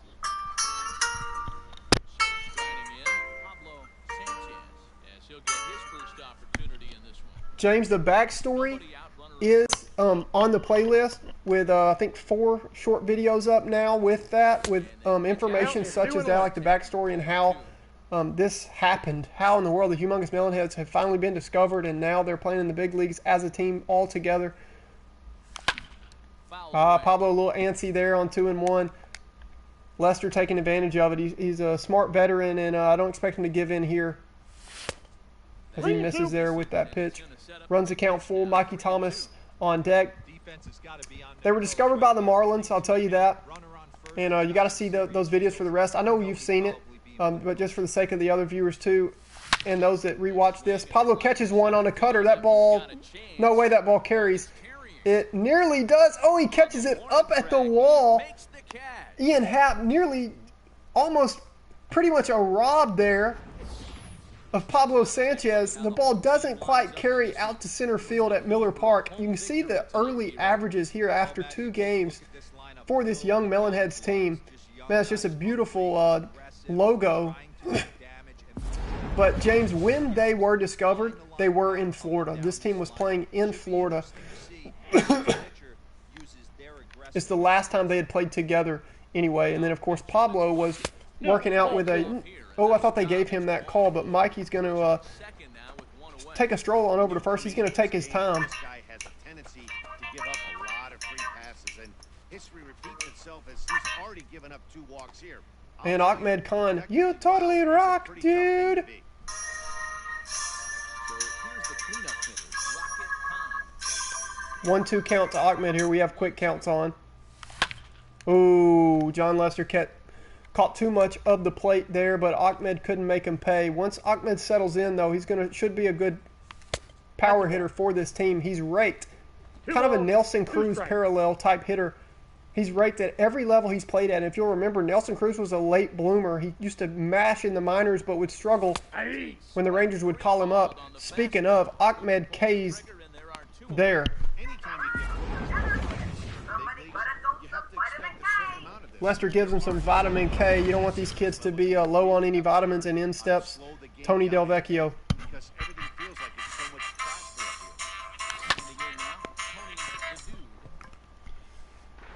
here. Lester puts that one away with ease, and we head to the second inning. The Cubs still with a 3-0 lead. 8 hitters came around after that embarrassing defensive inning by the Melonheads, and so the 9 spot, John Lester, leads off this inning. Nice play by Ricky Johnson there for the first out, and in steps Javi Baez, who homered on the first ever pitch of this humongous Melonheads short career. Their first ever game on opening day 2 games ago. This is, of course, the 3rd night of baseball. Oh, hit up the middle. Pablo kind of didn't get a great jump there, and that ball's through for a base hit. I usually play button accuracy, James, to make sure, that I don't make any throwing errors when I'm playing online. See if Pete can make this play. He does.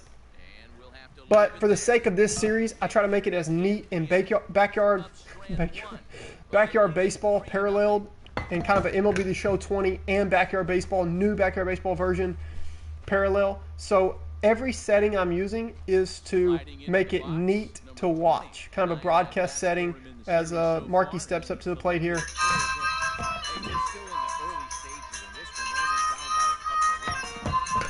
So I am not using buttons accuracy because for the viewer, if I'm using button accuracy, if it's green, y'all know for sure it's going to be a good throw.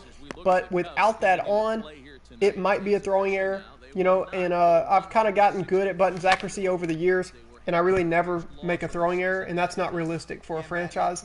So on all my franchises, like if I'm playing competitively in a big game, a Battle Royale run, trying to go 12-0 or whatever, then I will definitely, as Kimmy Ekman makes her first ever plate appearance. And that theme song is short-lived because she pops out to Gold Glover Anthony Rizzo. So I use settings that will most give us random number generator and let us kind of guess and see what's going to happen. The great thing about my franchises with custom settings and all that, and especially this one with how unique it is we really don't know how it's going to play out. Like when you asked me, I think it was Benjamin that asked me, what's my prediction for wins for this team? I really had no idea. I'm playing on Legend, no fly ball indicator for the first time ever. I don't know anybody that does that. Stephanie K's there.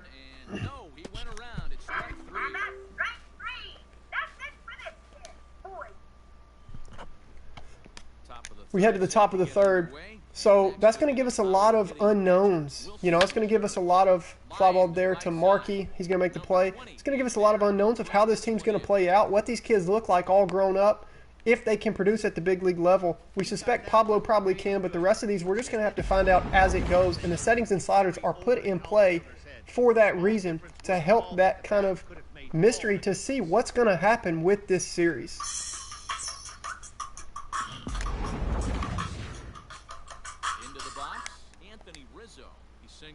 2-2 count here to Anthony Rizzo, courtesy of quick counts. Ground ball to Pablo up the middle. He's going to make the play. 2 away here in the third. Ricky's really settled in after a shaky defensive inning in the first inning. The Melonheads come into this game 1-1 overall in their short lifespan. Ricky pulls the string there on Kyle Schwarber. 2-2 pitch here with 2 outs. 3 balls. OSA doesn't go. He walked all the way across the plate on that one. Pitch gets away from Ricky. It's a 2-out walk. Not the worst walk there to Kyle Schwarber. Changeup working really well for Ricky here. That's good to see. Back foot slider. Jay Hayes able to foul it off. He's made some improvements this year as a hitter. The 1-2. Ricky just doesn't have the velocity, it seems, to put these Cubs hitters away. He's going to have to learn how to pitch as a big leaguer. That ball's hit deep. We have no fly ball indicator. Ahmed's trying to judge it. Oh, he's showing off out there. Let's run his music.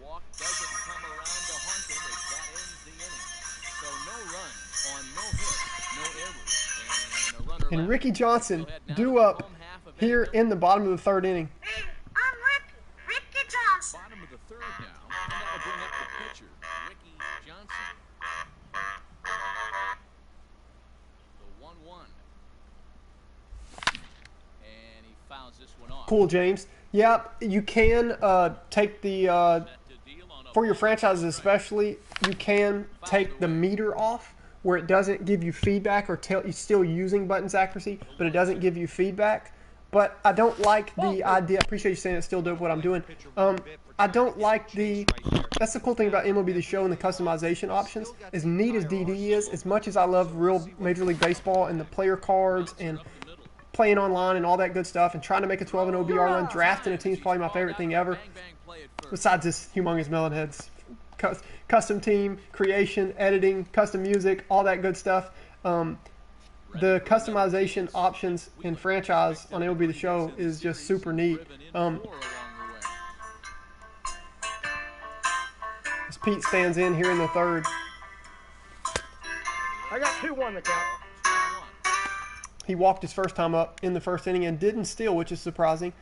But yeah, it's just so kind of one way or the other. I'm happy to have the option that I use because it's so random number generator and there's no way to tell, and it's not some obvious bad throw or obvious perfect throw.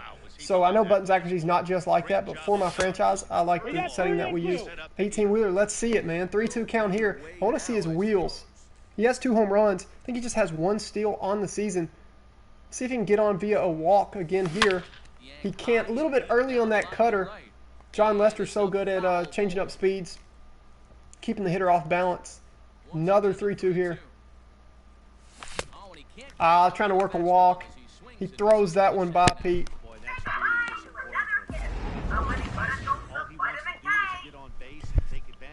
It's going to bring up Pablo Sanchez, who has 1 career Major League home run, and I expect throughout this series we're going to see that number change. Into the box now, Pablo Sanchez. High in the air out to center field. Again, good timing on the fastball, but that's the difference in legend and Hall of Fame. The ball's a little bit up. Pablo doesn't, with that 99 power, still doesn't drive it out of the stadium, just gets under it. You know he's frustrated right now. The rest of the world's thinking, yeah, this Pablo kid, yeah, I hear what the hype is about. He's pretty good. But if you saw him at other levels, and Pablo himself, you can just tell he's always a quiet kid. But Thanks, Matt. In between innings, I was able to catch up with the manager of the Cubs. he's they're gonna make us listen to Heidi Watney here as Baez steps in. He has some high expectations. He loves to play baseball. He's usually crushing the ball as he's going to make a nice play from the hole there. Throw up the line. Mikey makes a good play, even with his 5'9" short frame for a first baseman. Javier Baez Makes a quick out. Ball, that's That off the changeup plate. has so much movement for Ricky Johnson. He's definitely have the best. He definitely has the best changeup. What in the world did he just do there? Got him. He has the best changeup on this staff. And dude, James, I want to say it's super crazy. You've made some comments that are really neat and unique. Obviously, you're a big baseball fan. You know your stuff. It's super cool that you didn't know about Backyard Baseball and you're still enjoying this series. I think that's really neat. Pablo playing the hole. He's going to make a jump throw. You got to be kidding me. Pablo Sanchez. He takes away a hit and his side is retired. Cubs are down in order. They lead it 3-0. What a throw from Pablo Sanchez. Was that Baez? I guess why in the world did I think Baez had come up earlier than that? But Pablo Sanchez, what a play in the hole, taken away from all-star shortstop, MLB The Show 20 cover athlete, Javier Baez.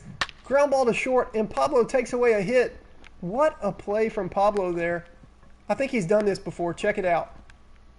Pretty awesome play from Pablo Sanchez. Tony's just looking like he just is enjoying the play. Great play by Pablo. Look, Tony's like, look at his demeanor. Tony's always trying to be the cool kid. They call him the dude. Look, he don't even care. He's like, yeah, I've seen that for 20 years. Well, they're only 19 for the sake of the series. But anyway. Ready to deal. Here's the 1-1. Okay, first off, James, just saw the first part of that comment.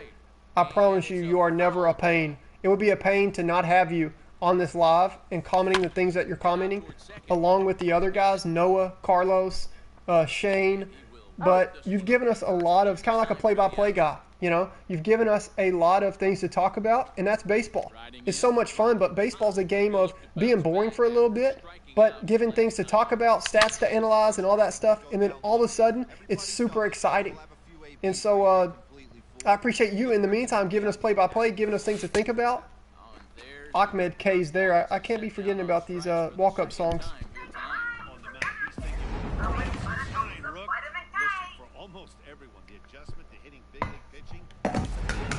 Great question. James said, when you're deciding on the swing for each player that you pick for these players and creating and editing them,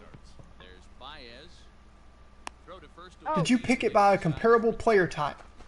So like Pete Wheeler, etc. That's a great question. That wouldn't be a bad way to go.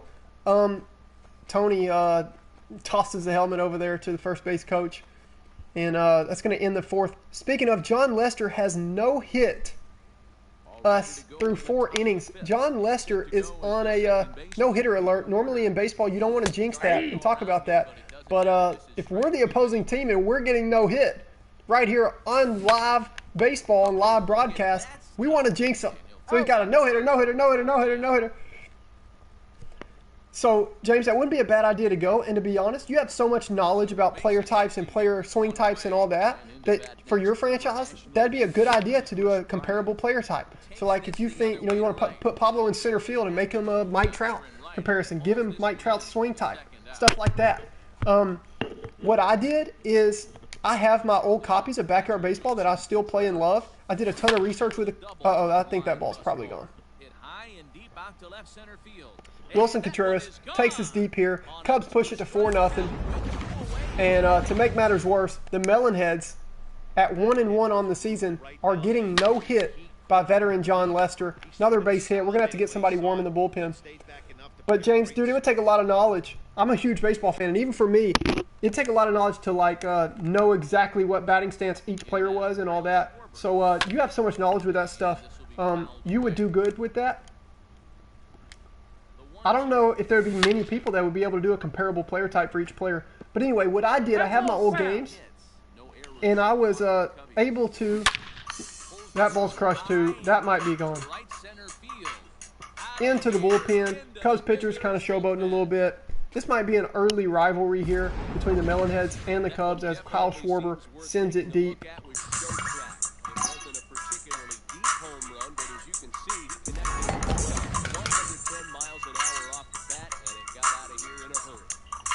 So what I did is go back to my games and look what the players played like. And I'm not going to lie, they did. Like Ricky Johnson's stance on that game reminds me so much of Will Myers. So even though it might not have been the exact one that was most closely to Will Myers' Ricky Johnson's stance, I still gave him Will Myers' stance. So I know you're always wanting to know about the creation, the editing of all that, and I will tell you that one. He's not a great hitter, wasn't on the Backyard Baseball series, but anyway, as Markey stands in,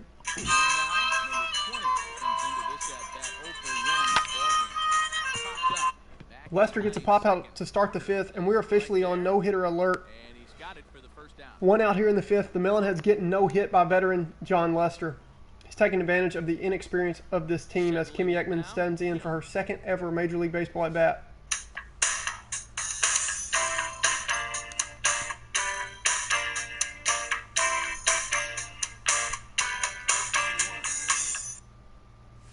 In retrospect, it's kind of messed up that Coach Ekman, Kimmy's dad, the coach of this team, didn't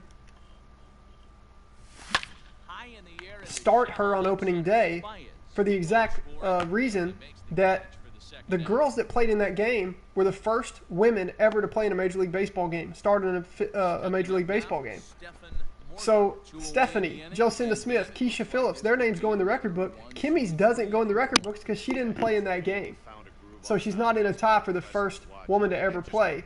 But her dad's kind of cold-blooded with her. You know how those little league coaches can be. But anyway, I went in, James, and each player type as I was making this and just getting everything, the personalizations and everything. I mean, you know what kind of nerd I am, and especially with Backyard Baseball. I spent 2 months just perfecting it, settings, everything, but mainly customizing and just getting these players right. As I see your new question in, but I went individually and made these players exactly how I thought and saw them from Backyard Baseball and also as they grew older, but tried to keep as many traits from that old Backyard Baseball game and player type as I could when going through and creating and editing these players. So Kimmy's first ever female home run. Dude, I hope it happens soon. She's one of my favorite underrated sleeper players. I combined the word sneaky and sleeper. I said sleepy. Hope she's not sleepy. Actually, they did make her sleepy on Backyard Baseball. It's funny. She is known to be kind of a diabetic. She gets sugar highs and then crashes. And so she doesn't have great durability and stamina and all that, but she has rushes of strength and arm strength and stuff. But anyway, we've got to get it together. We are getting destroyed here in our debut at Miller Park. Ahmed doesn't have a strong arm. They're going to try to test it home. He's got a decent arm. Throw is safe. Kimmy does her part, but can't make the tag. Let's see if we can see Kimmy Ekman's cleats, who have been called the greatest cleats in Major League Baseball. See if we can get a close-up here as Chris Bryant hits an RBI single, and the Cubs extend their lead, all while John Lester has a no-hitter against the Melonheads here on Legend difficulty after a 7-0 win by the Melonheads last night. 1 ball, 2 strikes. And of course, they lost 9-5 on opening day after Pete Wheeler homered to tie the game in the ninth.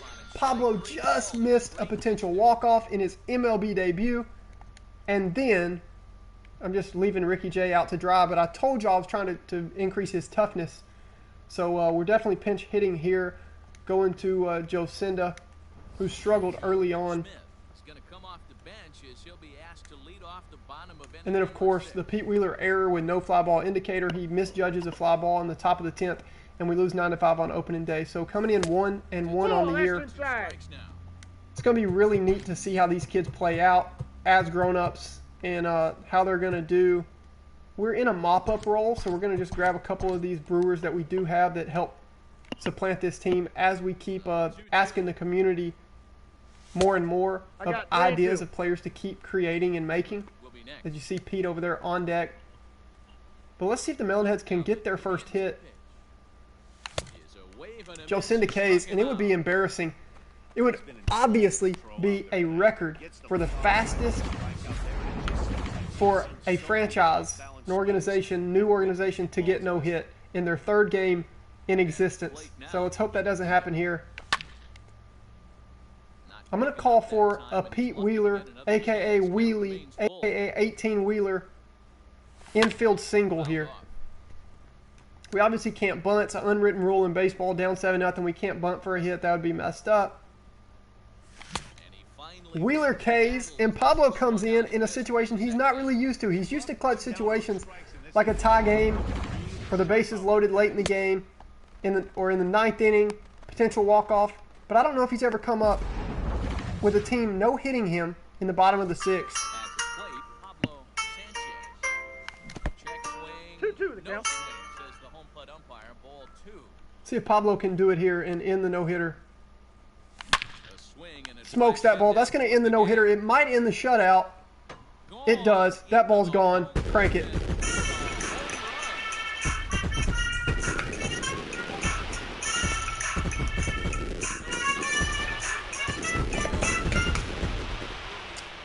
Awesome. Pablo Sanchez, second career Major League home run, comes in the sixth inning. He just couldn't. He's like, what? I can't get no hit. He's like, I just don't believe in getting no hit. MVP already from James Nolan. We're already seeing tweets out right now on this live broadcast. Tweets of MVP of the young kid. The stock into the box. Mikey Thomas. The count highest is of 1 any and 2. player we've ever seen. And let's run that song just one more time. Hit hard on the ground towards second. Uh-oh, And did then it spark a little potential two-out rally here in the sixth inning? Boy, D-roll, the pitch count. Let's go. We're seeing tweets from the Another example. humongous Melonheads faithful. Let's go. Trending now on Twitter as we speak. 3-1 count to Ahmed Khan. This cat has some home run power too. plate now. Rocket 3 and 2. Oh, cut her down the middle. swings through. Fools him. Strike number 2. Thought it was off speed. Good spot for an RBI. Put the ball in play with the Mikey in runner. motion. You won't see that Ball away much. from first. And a That's good ball at-bat. Oh, they call that ball low. John Lester starting to get a little frustrated. Benjamin says, get those rally caps on. With 2 away. Looked like the play got squeezed a little bit right there. Tony Del Vecchio stands in. Talking to himself in his head about it. That kind of stuff goes both ways, though. Hitters get their fair share of penalty calls. Let's go, guys. We got to focus up here. Oh, what am I doing? Count 1 and 2. But he swung at a bad one there. They've got me nervous. I'm not going to lie. Eyes light up when that heater comes above the belt. That's so tough to lay off of. I got the count 2 Oh, I and wish 2. Tony would have taken one off the ankle there. Breaking ball to lay off of right there. You got to do what you got to do when you're down 7-1 late in the game. Something off speed. Swung on. Wow, what a curveball from John Lester. He's out. In time, and the He works around the two-out rally, just gives up the solo shot to Pablo Sanchez. and 2 Pretty pitiful line, but it is one home run of many to come in Pablo Sanchez's young career. We're going to Brent Suter here to comes on to pitch. help us mop up Better results than the this other game, put in some innings, get some outs. in this one. I really should just pitch Mr. Clanky like all the time with his 99 stamina and durability. I mean, the dude's a robot, One but ball, the MLB two was strikes. kind enough to let us put Mr. Clanky as a robot in this game. We don't want to push Still it 1 and 2. as we play through here in the top of the seventh. Now here it comes. High and deep down the left field line. And that will end up a foul ball. Again, a 1-2. Hit out towards second. Sneaks up. And the throw to He's first out. time, so the leadoff man is gone here to start inning number 7. Benjamin asked a good question. The next. He said, do you do anything else on this channel beyond beyond this franchise? I'm just curious and wondering. Actually, dude, I started it for 12-0 BR runs, BR drafts and all that, and MLB The Show wise. So I am a baseball channel in general. It's what I love to do. It's what I like to talk about. Here in this at-bat. And it started with me wanting to do some 12-0 BR runs and just capture some stuff I get into, and eventually some of my franchise. Because my favorite thing to do on this game, and I think the neatest thing that I end up doing, is my custom franchises with my custom sliders and all that stuff, as we might pinch hit for Markey here against a lefty. See if Keisha can get something going. And y'all remind me to defensively replace her next inning and not have her in right. I think she can play left field. She got some speed, 78 speed. She was fast on backyard baseball. She was kind of a heavy set build too, but good timing there. Third hit of the ball game. We'll take it. Start off the seventh. Maybe we can get another rally going. But it started as that, and I was planning on eventually as Kimmy steps in.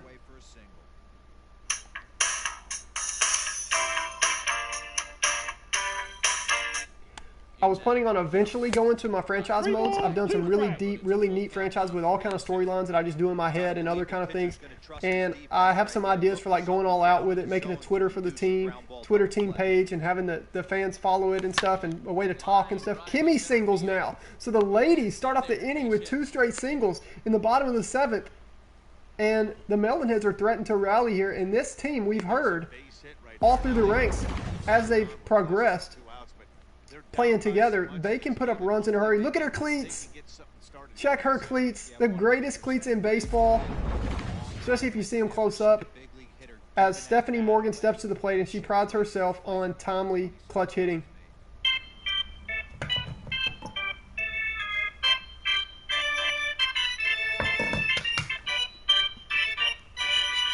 We may have a potential hit and run situation here. Now a ball lined to the left side. Lester's done a great job working in that curve. That's why he's had success today. Just worked around the Pablo Sanchez solo home run. It barely got out. Another changeup. But I ended up, Benjamin, with this idea and finishing this project sooner than I thought I would.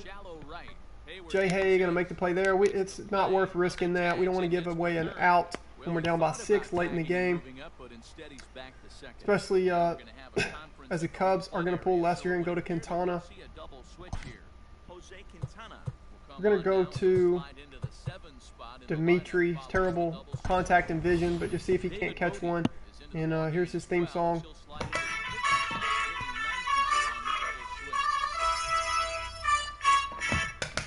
See if he can calculate, as he's a big science guy, a way to get us 3 runs here.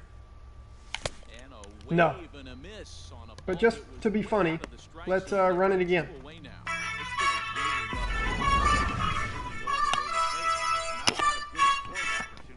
Dimitri, good morning, good afternoon, good night.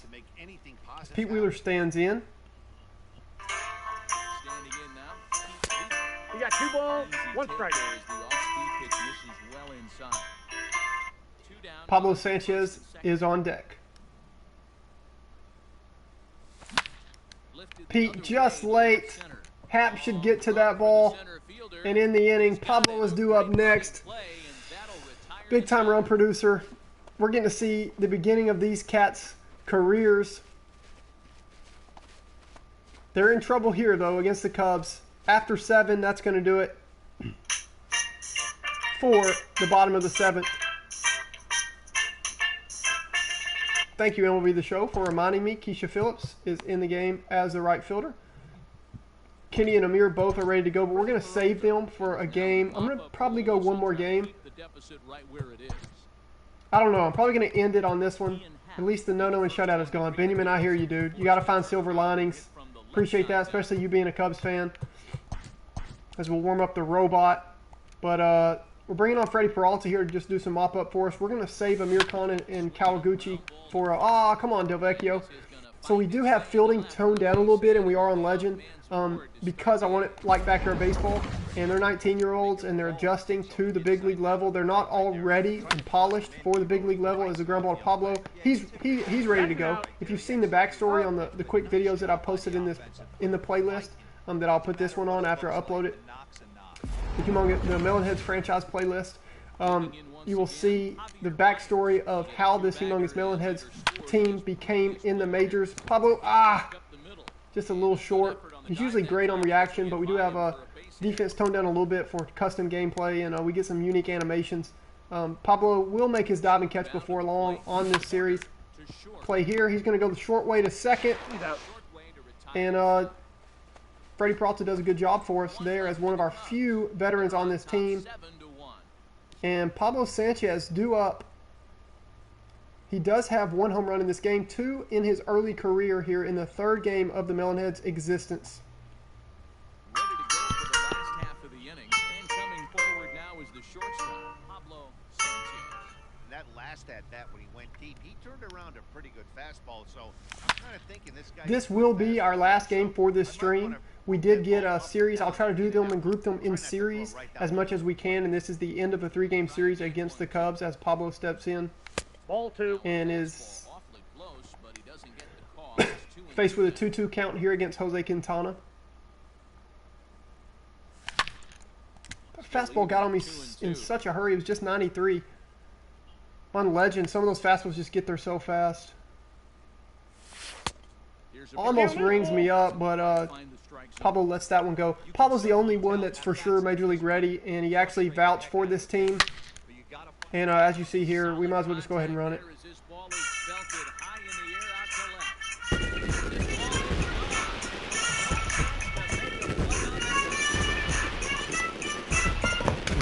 Pablo Sanchez, first career multi-home run game in the big leagues. He's had a lot of these through the ranks in Little League, in high school, playing with this team until they got discovered, until he got discovered in the International League. I'll let you guys see. Well, you're on the stream, late in the stream. You deserve to know.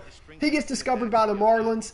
He said, I'm not signing with you unless you sign my entire team, all my buddies that I grew up with. They signed the Humongous Melonheads. And then the Marlins, sick of the Christian Yelich trade, decides they want Christian Yelich back. The Brewers owner grew up playing backyard baseball. The Brewers GM grew up playing backyard baseball. He gets the owner to try it out. The owner loves backyard baseball. So he says, you know what? I want this team. Isn't Pablo Sanchez unbelievable anyway? And they're like, yeah. The Marlins were thinking, yeah, this kid's good, but do we have to pay all of his buddies? They're not even ready yet. And this one kid, Mikey Thomas, is always like sneezing and has allergies.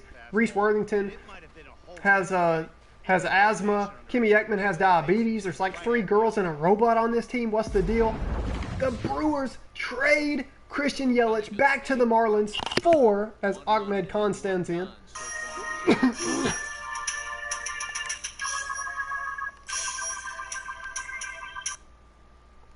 the Brewers trade Christian Yelich back to the Marlins for the rights to the entire Humongous Melonheads team. The Brewers team then gets mad.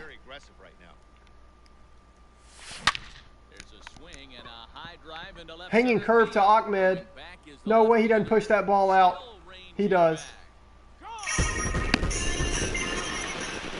You totally rock, dudes! Ahmed Khan, the rocker, plays in a band with his brother Amir, who's the closer on this team, in his spare time, and they are playing that theme song as we speak. That pushes the lead now down to 4, and Tony Del Vecchio stands in.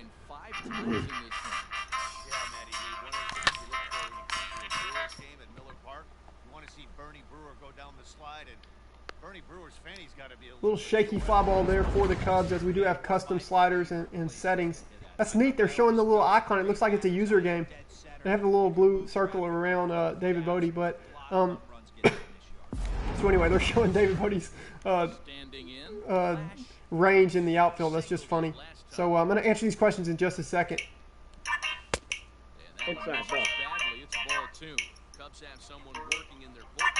Benjamin, do I hear a comeback coming?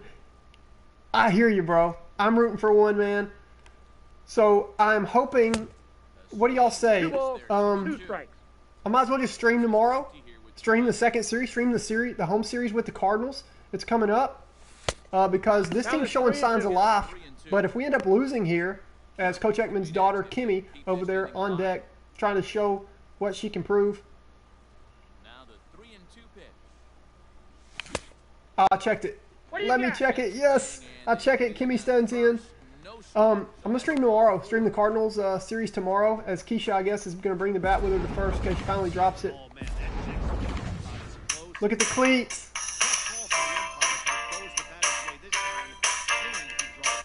Two 1 count here to Kimmy.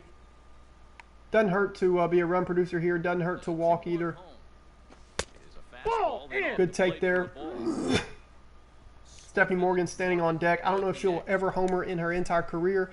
Hopefully she plays good defense for us. She did have an error in the first inning, though, which got the Cubs out to a 3-0 lead. Kimmy swinging on 3-1, and that ball was close. Her dad might have something to say about that. No, he's in there. Pitcher reminds Keisha that she needs to be running on 3-2 here with 2 outs, because unless she gets picked off, there's no downside to it. It's either going to be a walk or a strikeout, foul ball, or inning over. So she gets the head start. Kimmy gets just under it. It was good timing on that cutter, though. Ian Happ makes the play. We head to the 9th inning with the Melonheads trailing by 4 in their first ever game here at Miller Park. They do have 2 stadiums. They play here at Miller Park on weeknights, expecting a big crowd. And they also play at Weasel World, the amusement park that doesn't hold many fans, but they love playing there. James, Mikey call, the cops, you just got robbed. That's awesome, dude. Benjamin, I hope we have a comeback coming. I'm hoping to stream tomorrow, the Cardinals series. I'm just having too much fun with this, man. Why not? Is Reese on the team? Reese Worthington. I watched all the videos. I don't remember that. Okay, I may not have shown it. I know I showed it eventually, like maybe in passing. Reese Worthington, the kid with asthma, is on the team. In fact, don't you think it's a good time? James, don't you think it's a good time for a Reese Worthington defensive replacement here? Kimmy's due up next. Oh, gosh, we have Keisha in right. I told y'all, the show reminded me, but I forgot to change her. That's okay. She can play left field. Reese can play third or short. Oh, he can play second, obviously. So let's go. I like Stephanie leading off the next inning. Tony's day should be done. Let's get a look at Reese Worthington, though. He's got asthma. I'm super happy with how it turned out. The tiny ears, all that. You know, I spent over 2 months, well, about 2 months, on just getting this team perfect, getting the custom team, settings, sliders, legend difficulty, no fly ball indicator, just each things like that. I've edited so many times, made the robot, all that stuff. Why you say wow, James? You like the way Reese looks? It was pretty crazy. I spent a ton of time, man, to get these just right. So and you see he's able to field, has a weak arm, no power, decent contact, decent discipline because he's so short. He does come in at 5'7", 154 pounds. So we get the defensive replacement there, and there's a look at Reese Worthington. He's got his inhaler in his back pocket, as he does have asthma, but he works around it here. He's just going to be asked to play 1 inning here. Are you serious? They just ring up Chris Bryant on a curveball that was way out of the zone. Freddie Peralta has done good in a mop-up role here to eat some innings for us. Gives up a hit as I say that. Benjamin, nice catch, dude. Nice catch. Benjamin says that's a drastic difference in Reese's bunt and drag bunt. Yes, it is, and here's why. He's kind of a role player, utility player, but he's not really a gamer. Can I say that? So even though he does have some speed, he grew up playing soccer. He was a good soccer player on Backyard Soccer. So he does have some speed, but he's not necessarily the type of cat that's going to be dropping down a bunt and beating it out. So he can be a role player and get down a bunt because he's been asked to do that for this Melonheads team all growing up.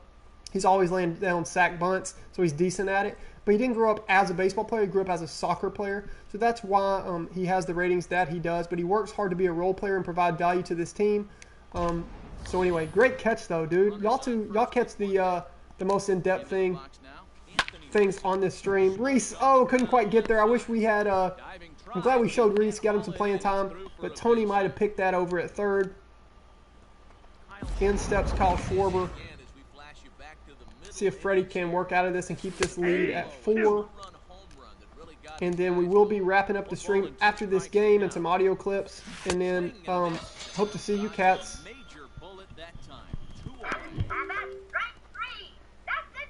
Jose Martinez will grab a bat and hit for the pitcher here. Hope to see you cats tomorrow for the stream, bringing in the Cardinals to Weasel World, our other stadium, which we will be playing 2 of the 3 games in. And then if we get a game that's expected to bring a lot of crowd, maybe a Thursday night game, we'll play in Miller Park as Jose Martinez rung up there.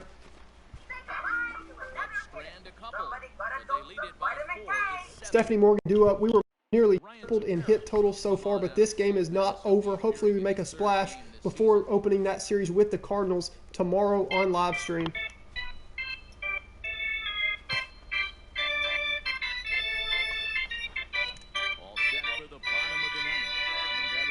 I hear you, Benjamin. It's just a little bit of a unique case. Also, I wanted their overalls. You know how the show will have a certain amount of diamonds, certain amount of golds and all that? I wanted the overalls to be neat for the true backyard baseball fans that Stephanie's going to try to work around a walk here. She has a high baseball IQ. Her dad played in the minor leagues, and she'll tell you that on the original backyard baseball games. She's just always taking here. We got 3 balls and 2 strikes. Just kind of a unique case, and also wanted that bunt to kind of inflate his overall a little bit, just to not completely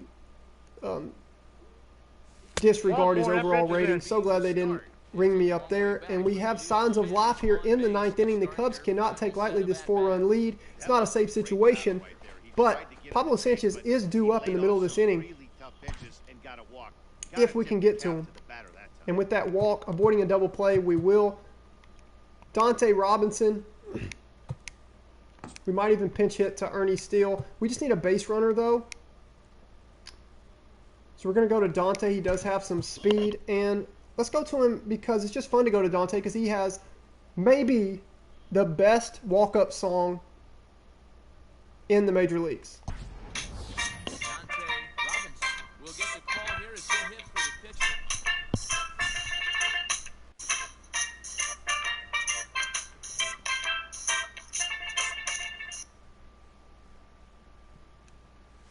Ball. Dante's going to try to work a walk here.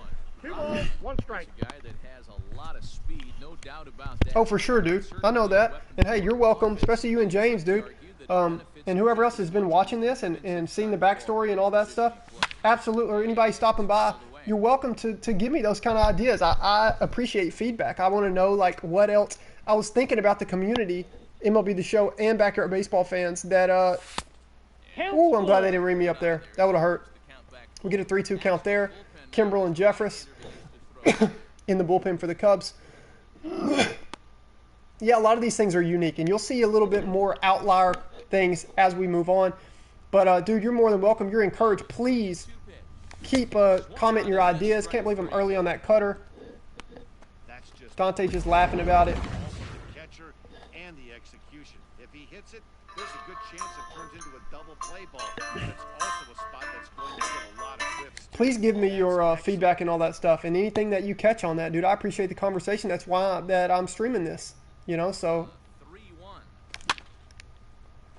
heck yeah, Pete swinging on 3-1. I don't know if you want your leadoff hitter doing that with Pablo behind him and down by 4.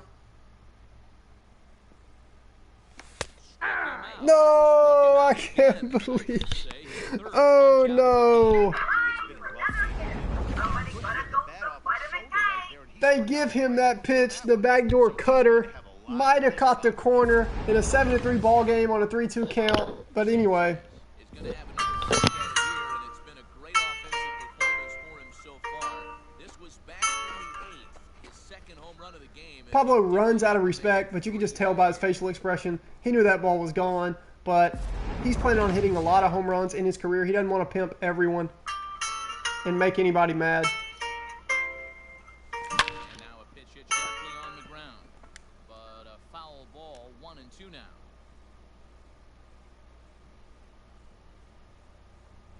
Them down to their final strike. Here Nope. it comes. Whew.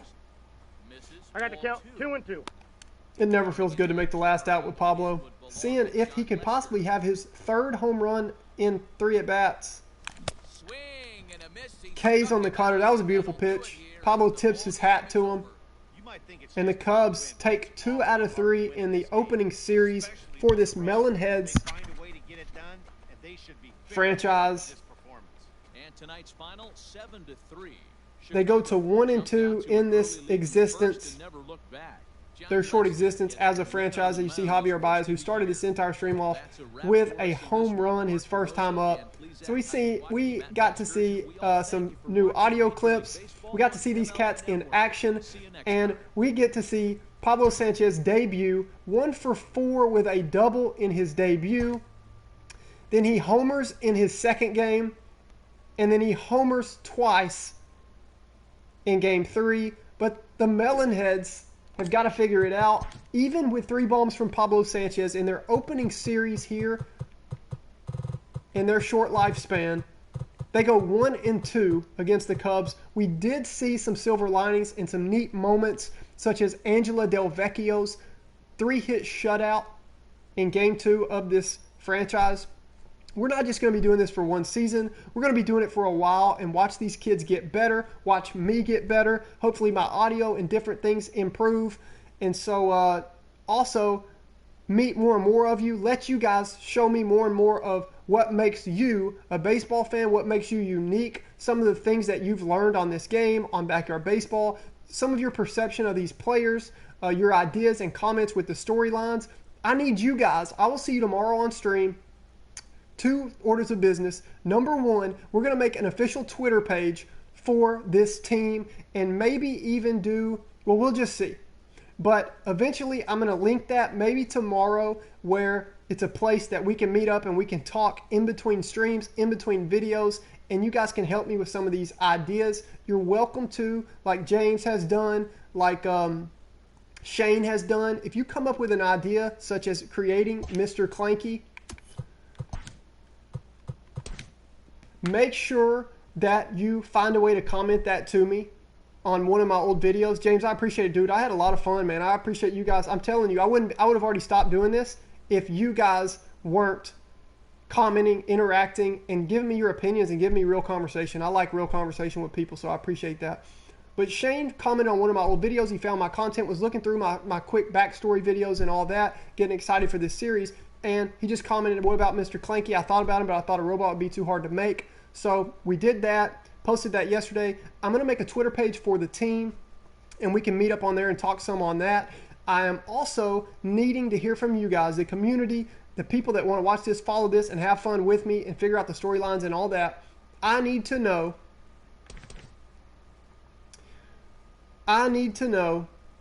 a name for the Khan brothers band. Ahmed Khan and Amir Khan, they have rockin' music every time that they come up and play. Here's Amir's entry song as our closer when he comes in the 9th inning. So they're always rocking. For this series, the music that we have, the walk-up songs, were made by Ahmed and Amir Khan's band. The team is always doing antlers or some kind of notion to the dugout.